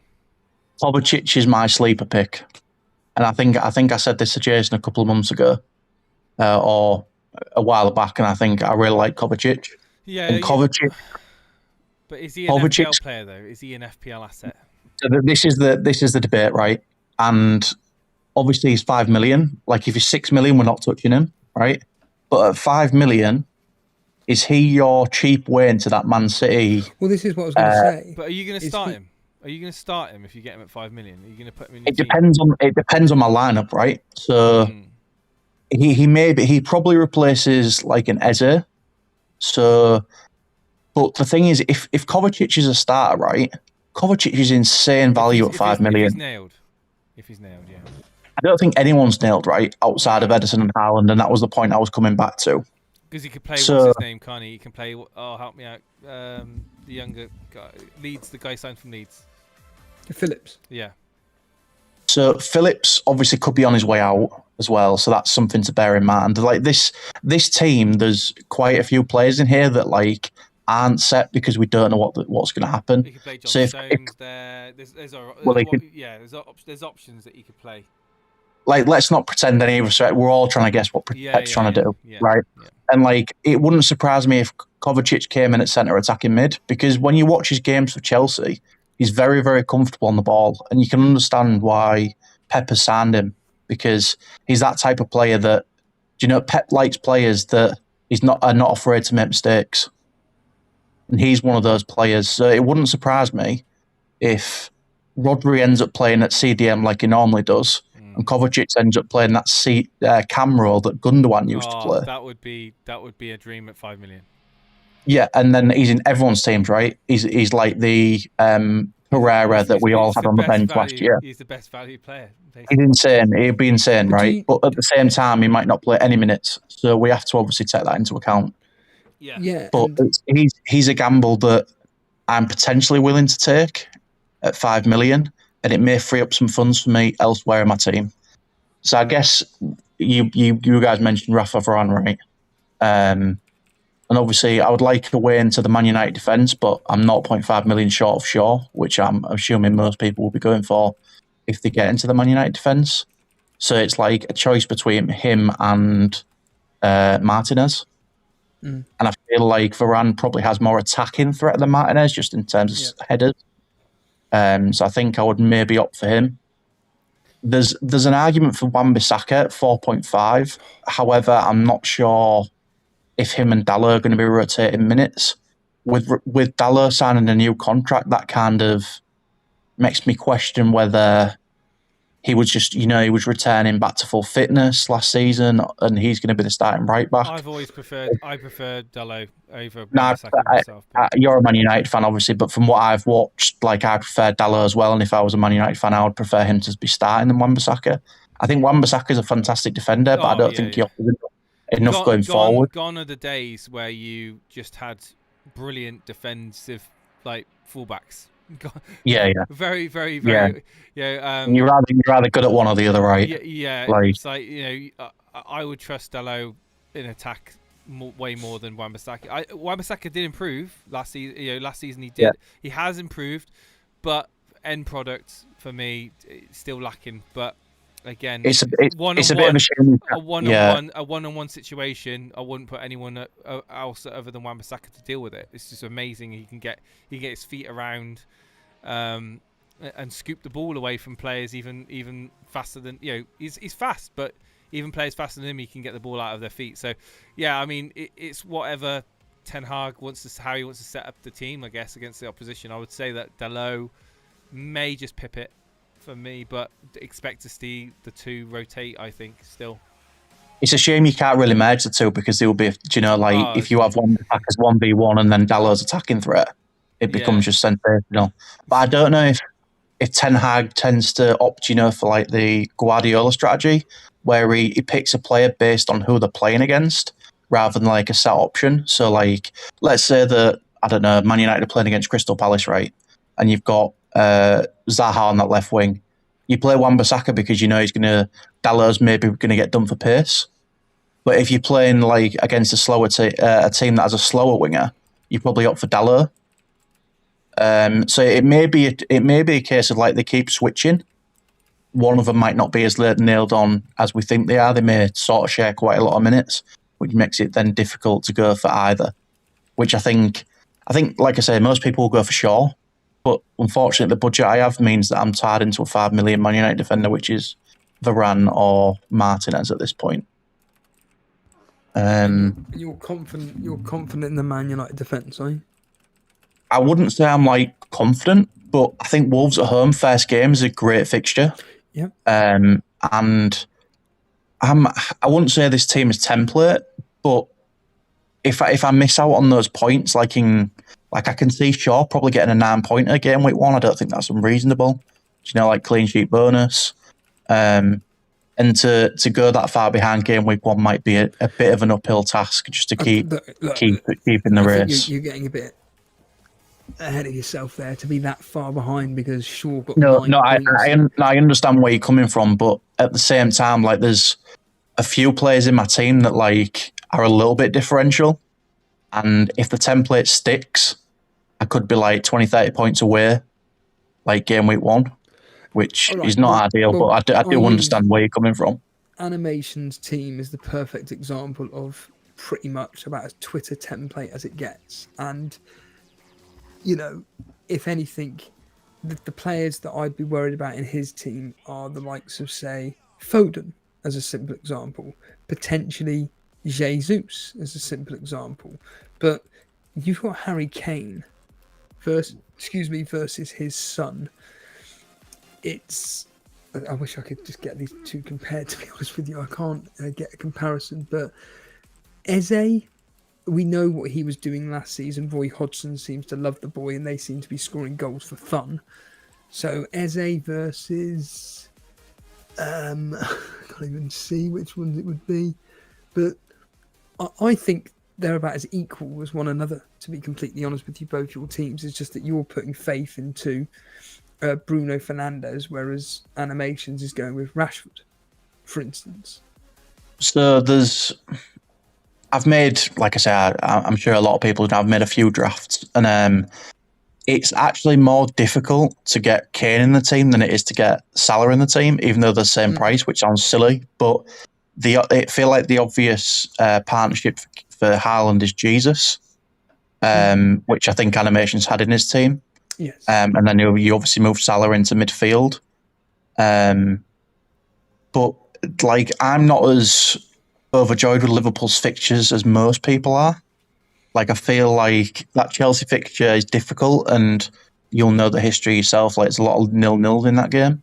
I think it's 5 in a row. Yeah, and I think we had a predictions a while back, and I said it's going to be 0-0, and it was in the end. But like, and then the Bournemouth at home one is the one I'm going to be hiding behind the sofa for. Like, do you know, like the 6, 7, 8-0s, if you own no Liverpool assets. But the rest of the fixtures are kind of mid. Like, I don't know how I feel about like I can't remember off the top of my head, but I'm sure they've got Wolves away, and they'll probably win that game. But are they going to win it 3 or 4-0? Probably not. They're home fixtures where Liverpool are just a completely different animal compared to away. It's Bournemouth, Aston Villa, West Ham, whereas away from home, Chelsea, Newcastle, Wolves. Now, for people like me, I'm a mug because I'm just fearful of the fact that, oh God, I don't have Salah for Bournemouth at home, but I'm not too bothered at the fact that he's got Chelsea, Newcastle. But actually, I think Salah's fixture proof. I don't think there's any reason why Salah can't score against any of these teams, because, like I said, he is the main man, he's the key man for Liverpool. And the fact that a lot of people are going to be wanting to jump on, and let's just say for argument's sake, Salah scores against Chelsea, just for argument's sake. And people are then thinking, on a minute here, Liverpool are looking really good. They've just beaten Chelsea 2-1, because Chelsea at home last season were atrocious. They've just beaten Chelsea 2-1. Salah's just got a goal. He's got 3 bonus points. And on a minute, he's got Bournemouth next. Christ. Yeah. How do I get him in my team? And then I'm one of these people. And not to mention price rise. Yeah. And then that will put you into the next bracket up, won't it? I mean, we can all discuss to death different various scenarios and stuff, but I personally just want to go with Salah immediately. I just want to get on with it. I think that's actually a good point. You know, that people may not be thinking about. Like, Salah's 12.5, right? Salah goes ham first game of the season, gets in the brace against Chelsea, looks really good. Bournemouth next game, people get him in. Salah suddenly goes to 12.6. You've got to find 0.5. You've got to try and find that. You've got to have that 0.5 spare to get him in, because you're not going to have team value saved. You're not going to have that easily available. And who are you going to bring him in for? But you've got to get rid of the big name player to bring in Salah. I mean, I know this is ifs and buts and maybes. I appreciate that, but it's a part of, like, do you know when I said about risk, about not having Salah? That's another risk, is that, you know, people that don't have him in, if he starts well, you're going to flood and get him in. 26% of the team have got him selected at the moment. If it stays around the 35% of the game selecting him, well, I mean, I expect it to be more than that, but if it is like 35% of the game, 40% of the game that selects him game week 1, and suddenly he goes really well against Chelsea, expect there to be a price rise, is all I'm going to say. So just on the Salah thing, like, I agree with what you're saying, and I'm an advocate of, like, when I'm building teams, it's nice to have, do you know, the premium in every position. so you can just like to and fro to whoever you want without having to take minuses. If you don't start with Salah in your team, you're gonna have like 90% of the people, not more, are gonna have to take a -4 if they want to get him in. And that all depends on where the funds are spread as well. And depending So, on when like, you get him in is what I mean. It's like if you Yeah, don't yeah, get yeah. him in before that price rise, it's going to hurt you even more. Yeah, and like let's say it's a 0.2 price rise, like that's probably the tops, right? 0.2. And like you're gonna have to take a -4 to get it at that point anyway. Yeah. I think you'll have to take a -4 regardless. So I think if you don't have Salah game week 1, you have to just grit your teeth and get through that Bournemouth game and just then mess around with your team at like 6 or 7, game week 6 or 7.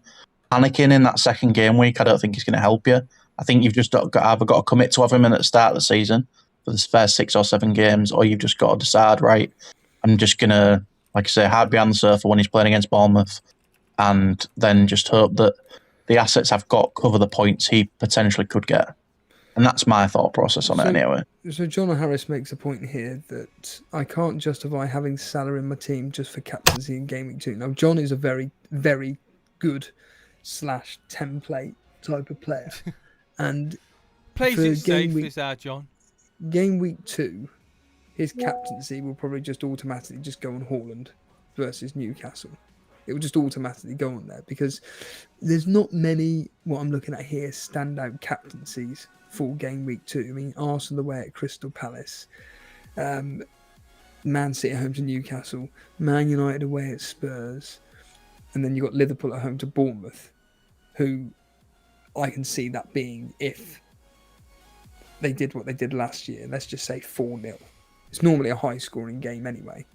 And I'm usually one of those people that looks at things and goes, well, last year, Salah did nothing against Bournemouth in that 9-0 win. This year, people aren't going to have him, and now he's going to probably go and get a hat-trick like he should have done in the 9-0 win. As just a simple example.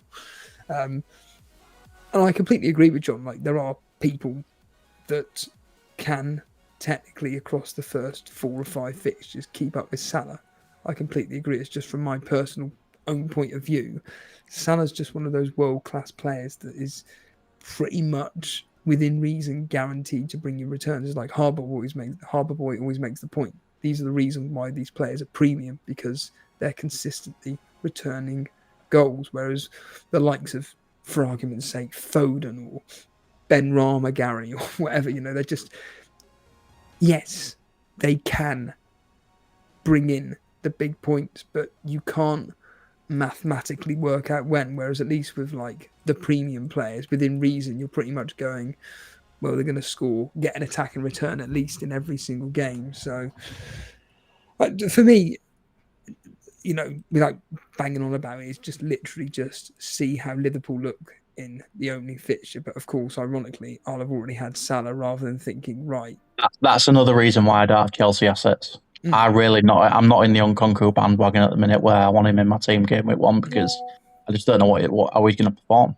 It's from game week 4, isn't it, or 3, where their fixtures turn, and it's at that point where if the likes of Sterling have really looked sharp and has already, like within the first 3 fixtures, versus if I can just quickly bring it up here, against Liverpool, his former club, and against West Ham and Luton, if he's already got, say, a goal and an assist and he's looking really threatening, and Chelsea have won all 3 of those games, they've then got Nottingham Forest, Bournemouth, Aston Villa, Fulham, Burnley. I mean, at that point, it's like, Christ almighty, I need to jump on. I mean, one of my rules this season potentially is, if I see a player that's in the first game week, like Sterling, for example, that's looking on it and has scored a goal against Liverpool, I'm almost thinking, to hell with it.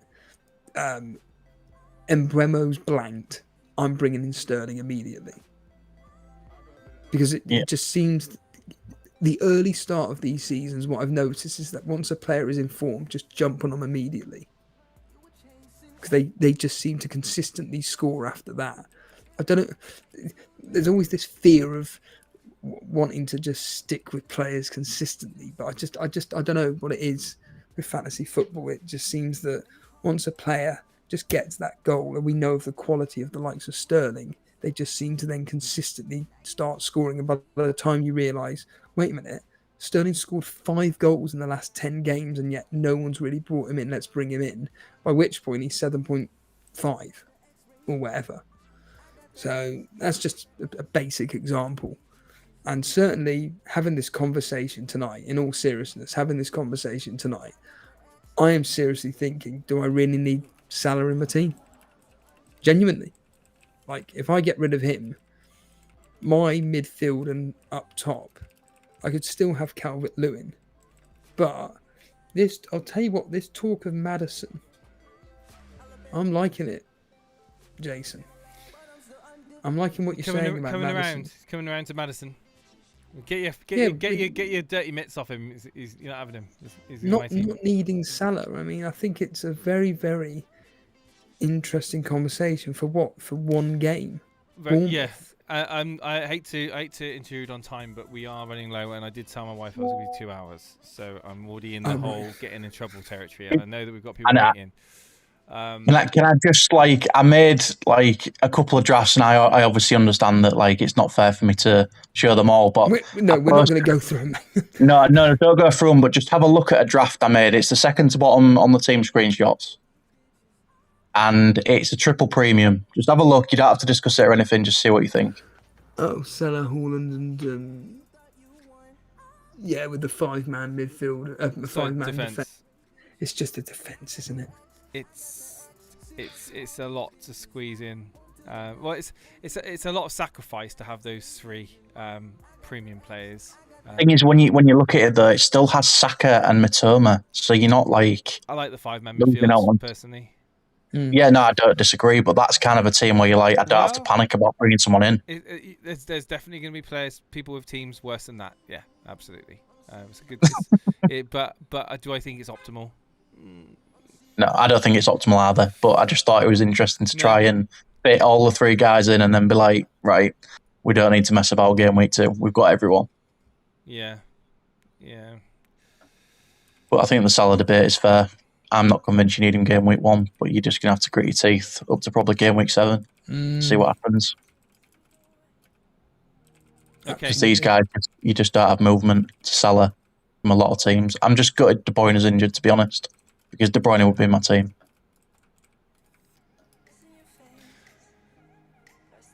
Thank you so much, Max. Yeah, no problem. Sorry, I couldn't get on earlier. No, it's all good, man. We could be debating this all night, and we've got you're not wrong. We've got many weeks yet to go. But thank you so much, man. Yeah, no worries. Take care, both of you. Come back on and chat with us again. Cheers. Yeah, take care. I'll speak to you both soon. Thank you. Thank you, Max. I'll tell you what. I want to make quick mention. Because we missed Ragav. Ragav, if you're still watching the stream, just to say thank you, Ragav, for the grassroots membership. I don't remember reading that out, so thank you. I think we were talking when it happened. So I'll tell you what, Jace. I'm just looking at my team here without Salah, and I'm looking at it and thinking, maybe go with the Robertson Trent double up and have a midfield 5 of Saka, Buemo, Foden, and Maddison, and I'd still have 0.5 in the bank. It's just strong, isn't it? It's a strong lineup. And for that quote fear of missing out. Yeah, Discord's available to anyone. Of Salah. Well, again, Salah going without Salah can do a lot. Well, you can get a lot in your team without going Salah, and actually looking at the fixtures. Truthfully, I agree with John. I think Salah can be a wait and see. Thinking logically, but we've got some people in the waiting room. We need to get through them as fast as we can, because literally I think that I'll be on the sofa if we don't get. We've got Odin in there. Matthew has been waiting for a while. Let's get Matthew in, and then we'll get through. So thank you for waiting, Matthew, and thank you everyone if you're listening in for waiting patiently in the Discord. Matthew, you there? Hi. Hey, man. How are you doing, guys? Good, good, good, my friend. How about yourself? You good? You looking forward to Yeah. the new season? Yeah, but can't wait, to be honest. Ah, good, good. So you got a team that you've brought up here. So you got Verbruggen in goal. That's the first for me to see. Alexander-Arnold, Tarkowski, Gabriel, Mitoma, Bremo, Son, Saka, Rashford, Haaland, Jesus. So really, it's a very popular. Well, it's popular picks all through that side. But what made you go Verbruggen in goal? Yeah, for now it's a placeholder for the Brighton goalkeeper when we will know whether the Thier or Verbruggen will play in the goal for Brighton. Because the first time I had Estupinian and 4.5 goalkeeper, but I think that going without Gabriel would be pain because Arsenal is really strong at the back. So I had to get him in, and then the only way to get a Brighton defender is to take the 4.5 goalkeeper, which is Steele or Verbruggen, right? I hope that we will know which one is it. Yeah, well, you would hope to have a bit more an inkling, but heading into the game week 1. But, I mean, it's a solid team. It's a balanced team. Again, another team that hasn't got Salah in it. Steve-O has managed to spread the money around. Some would say wisely. Again, could debate Son. Could debate that. Could free some more money up. Have Maddison. Have you thought about that at all, or are you just thinking no? Son's Son's going to be the one for me. Exactly. The Son is the only question mark for the big question mark for me. But let me go back to your worrying about the Salah, because you are right. Salah is going without Salah is difficult, and it's worrying me. But in my opinion, that with the new formation that is playing Trent, we can go without Salah, and with the Jota, with Diaz being back, Darwin his second season in the Liverpool. I think the points will be more spread than in the previous seasons. So I think going without Salah is a good option because it's enabling a lot of money for the other players. And about Son, I'm feeling in my gut that Son will have an amazing season. That the previous one was just a gap because of his injury, and he will manage to score a lot of points. But as you said, I think that preseason will tell me whether to go with Maddison or Son. If Maddison could prove in the preseason that he is a good player and he got that goals involvement, then it will make me enable that 1.5, which will improve my defense a lot. So yeah, I'm on the one hand, I'm hoping that Son will fire, but on the other hand, I don't mind that Maddison will play good football in the preseason too. So yeah. Yeah, I think there's a few options that you've got, freeing some money up in that team. It's a good starting point. In fact, I'll be happy with that starting point, to be fair. Not too dissimilar to other teams that we saw today. Obviously, Verbruggen with the placeholder, see who's going to be nailed as a starter. You might even be able to just maybe move it up to Onana or something like that. In the event of downgrading Son to Maddison, you can free some money up. But again, these are nice moves. I mean, have you got a plan to get in Salah in your mind, or are you just going to take it week for week and kind of not try to rip your team apart too soon? I thought about it. So if it turned out that Salah is in a good form, I think that the only wise decision is to wait, because wait for the wild card, because it's really difficult with that team to get Salah in without destroying the structure and other positions. And in my opinion, maybe Salah will score goals more than the others, but I think that Trent will provide that clean sheets, points, or assists, or even goals. So I think that it is a little bit of cover of the Liverpool assets. So I think that I will wait for my first wildcard to get in Salah. Yeah, That's my. Yeah, that's fair. That's a game week 4. Do you think it'll be? Again, there is this second international break. I think It could be a long time to wait, but Salah could be 12.7, 12.8 by then. Yeah, true. To be honest, maybe when Salah is just worth thinking about. That's all I'm saying. It's just worth thinking about. Yeah, of course. If he would be on fire, then it would be pretty obvious to wildcard in game week 4 and then get him in. Right, correct.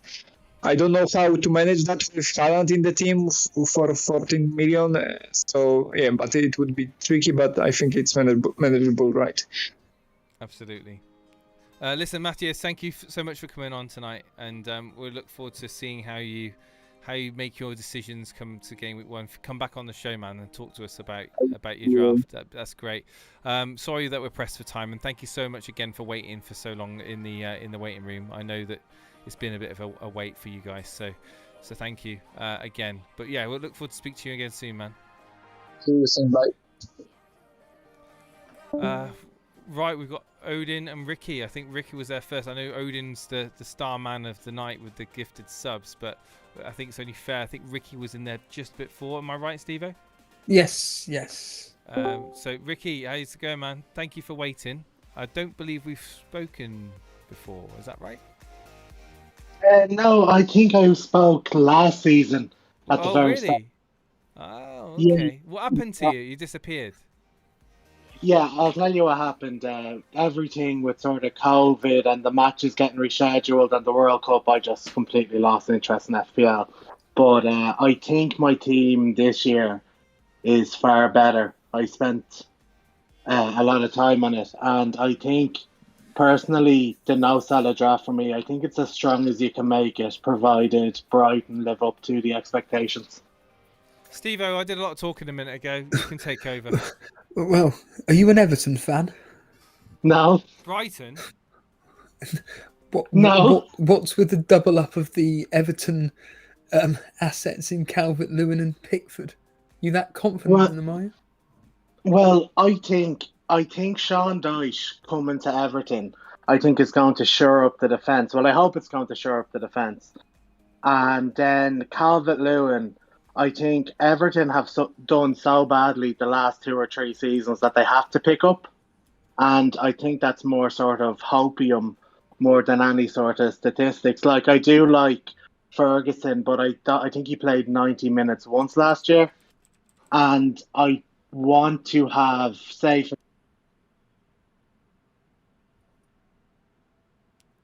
Say that again? Have you dropped off? Brilliant. Ricky? Hello, can you hear me? You completely dropped off there. Oh, sorry.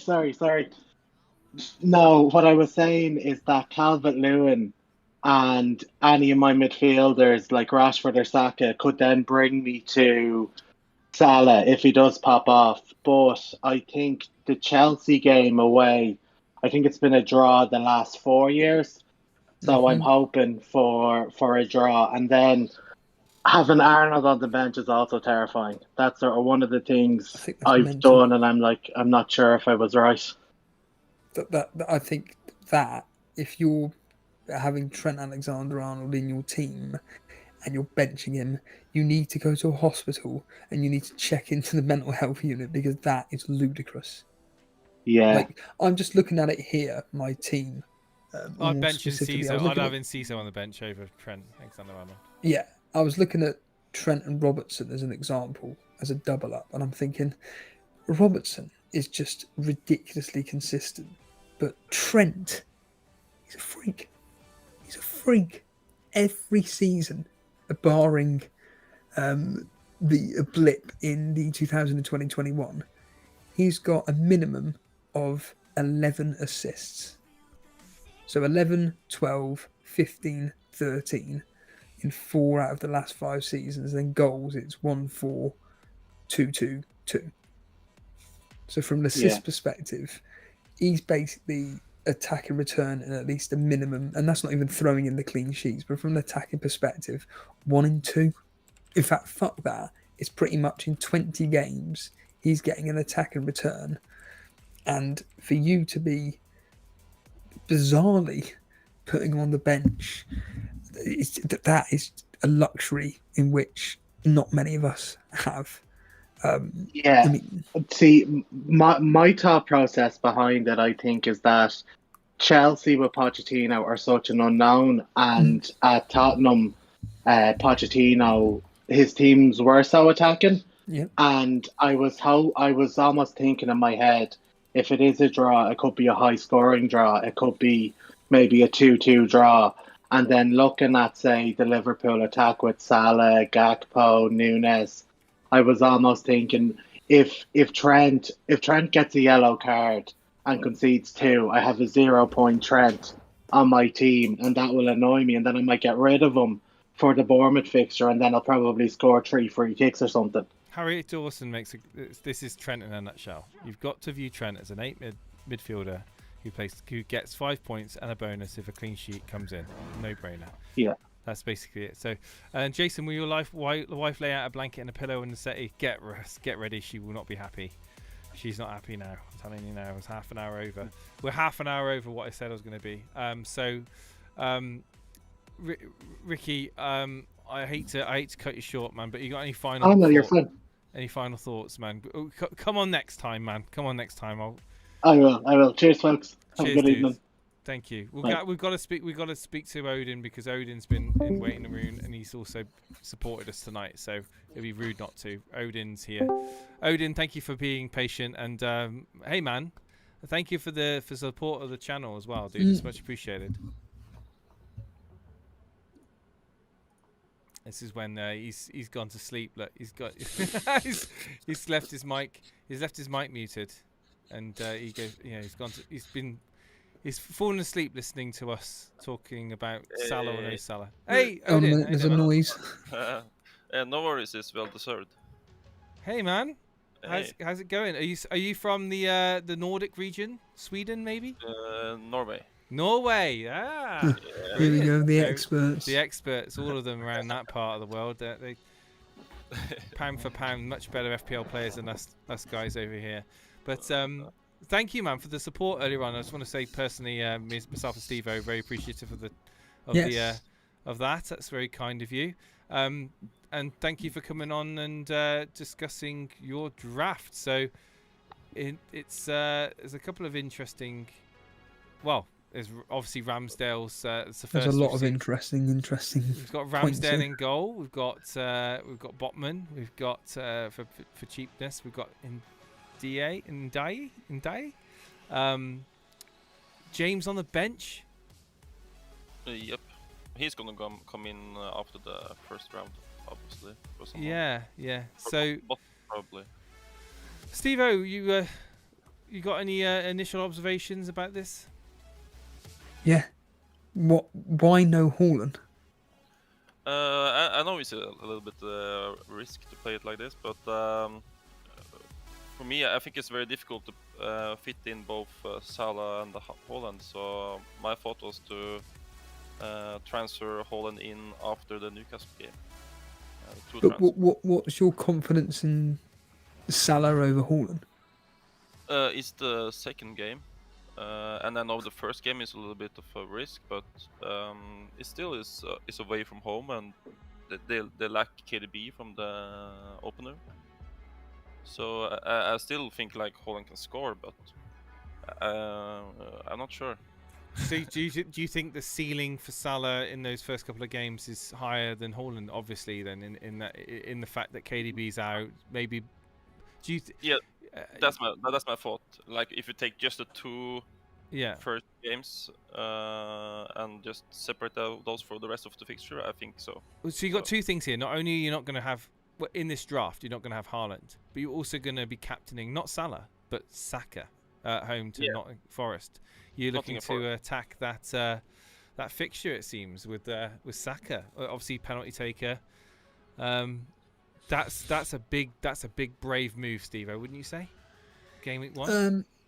No, I think that Saka last season, what was it, at home, he seemed to be getting double-digit returns every other week, unless I owned him when he got nothing. But I think just looking at this team without Haaland or any Man City, it's a man who is looking at it from a point of view in which I'm not too concerned about Man City in the opening 2-3 fixtures, and then I'm assuming you're then going to jump on board, Odin?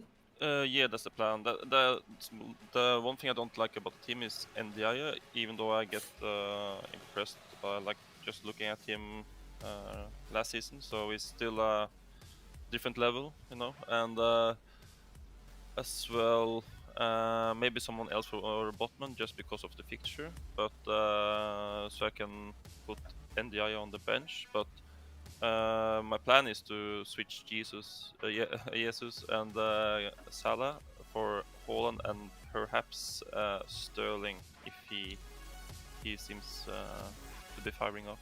Of course, a good point's just been made in the chat about never captain the 12:30 kickoff, and obviously Saka, you know, in Arsenal facing Nottingham Forest at lunchtime on the Saturday. Oof, it's going to be a long weekend, isn't it? If that game ends a 1-1, Saka no involvements, or a 0-0. Yeah, it's not going to end 0-0, but you know what I mean. It's going to be a long weekend if Saka blanks for you in that, and you've got to wait for City. A player that I'm looking at. Oh no, City's on Friday. Not really. The thing, just my thought process behind having Saka as captain is that Forest had the worst away record last season. And yeah, just I think Salah will be eager to score against Bournemouth after the famous 9-0 win as well. Yeah, I mean Nottingham Forest, that skin in their teeth when they stayed up and they survived, and I think that it's a tough game. Yeah, and I'm not saying it like this is obviously not risk-free at all, but and I think City will come strong pretty fast during the season, but it's still KDB is not going to make the first game, and Kovacic have to fill into Gundogan's role, and I think Mahrez is perhaps leaving, and Fernando Silva is perhaps leaving, so there's spots to be filled, you know. So, and I'm not saying Haaland can easily score 2-3 goals, but if he leaves it with 1 goal, I will be pretty happy. Mm-hmm. Yeah, I mean the Burnley fixture isn't going to be. It's not going to be easy, but it's not. Company's not going to make it easy for Pep. 2-3-1 to City. But both goals could be scored by Haaland. True. That's the thing. And the only thing to go for your argument is that last season away from home, Haaland was non-existent. Not literally, but he was not performing as what he would do at home, where at home he was just an absolute machine. So I tell you what, Jace, I've hated tonight because it's been giving me different thought processes. It's always a danger. It's always a danger. Going without Salah, and I must say, I'm looking at my team here without Salah, and it does mean that I can upgrade certain individuals to be able to bring in better players. Well, I'll leave you with that dilemma. I have to go because it's very late for me and for you, Steve. And I not anymore. And I told my wife that I was going to be in the house 40 minutes ago. So, Odin, I like the Salah-ness. We've had some very good Salah-less teams tonight. I trust that you're going to make some tweaks to that team, and you're going to come back on in the next, the next few shows. I hope to come back on and show us some alternatives. Yeah, for sure. We'll see if I keep it like this or, yeah. Thank you, man. Thank you so much again thank you for being patient. Thank you all of the people that have been waiting tonight to come on. It's been great, and it's been great to get some opinions from other people. Steve-O's obviously now having some rethoughts about his team now, having to go through that. And well, I'll tell you what I've got. I've done, in all seriousness, before we go, I'm looking at it and I'm going Robertson, Trent as my Liverpool coverage. Yeah. Saka and Havertz as my Arsenal. Oh God. Because I've been hearing that Havertz is going to be playing a much more advanced role, maybe even taking the Odegaard role next season. Okay. And then Foden and Haaland as my double Man City. And I'll tell you what,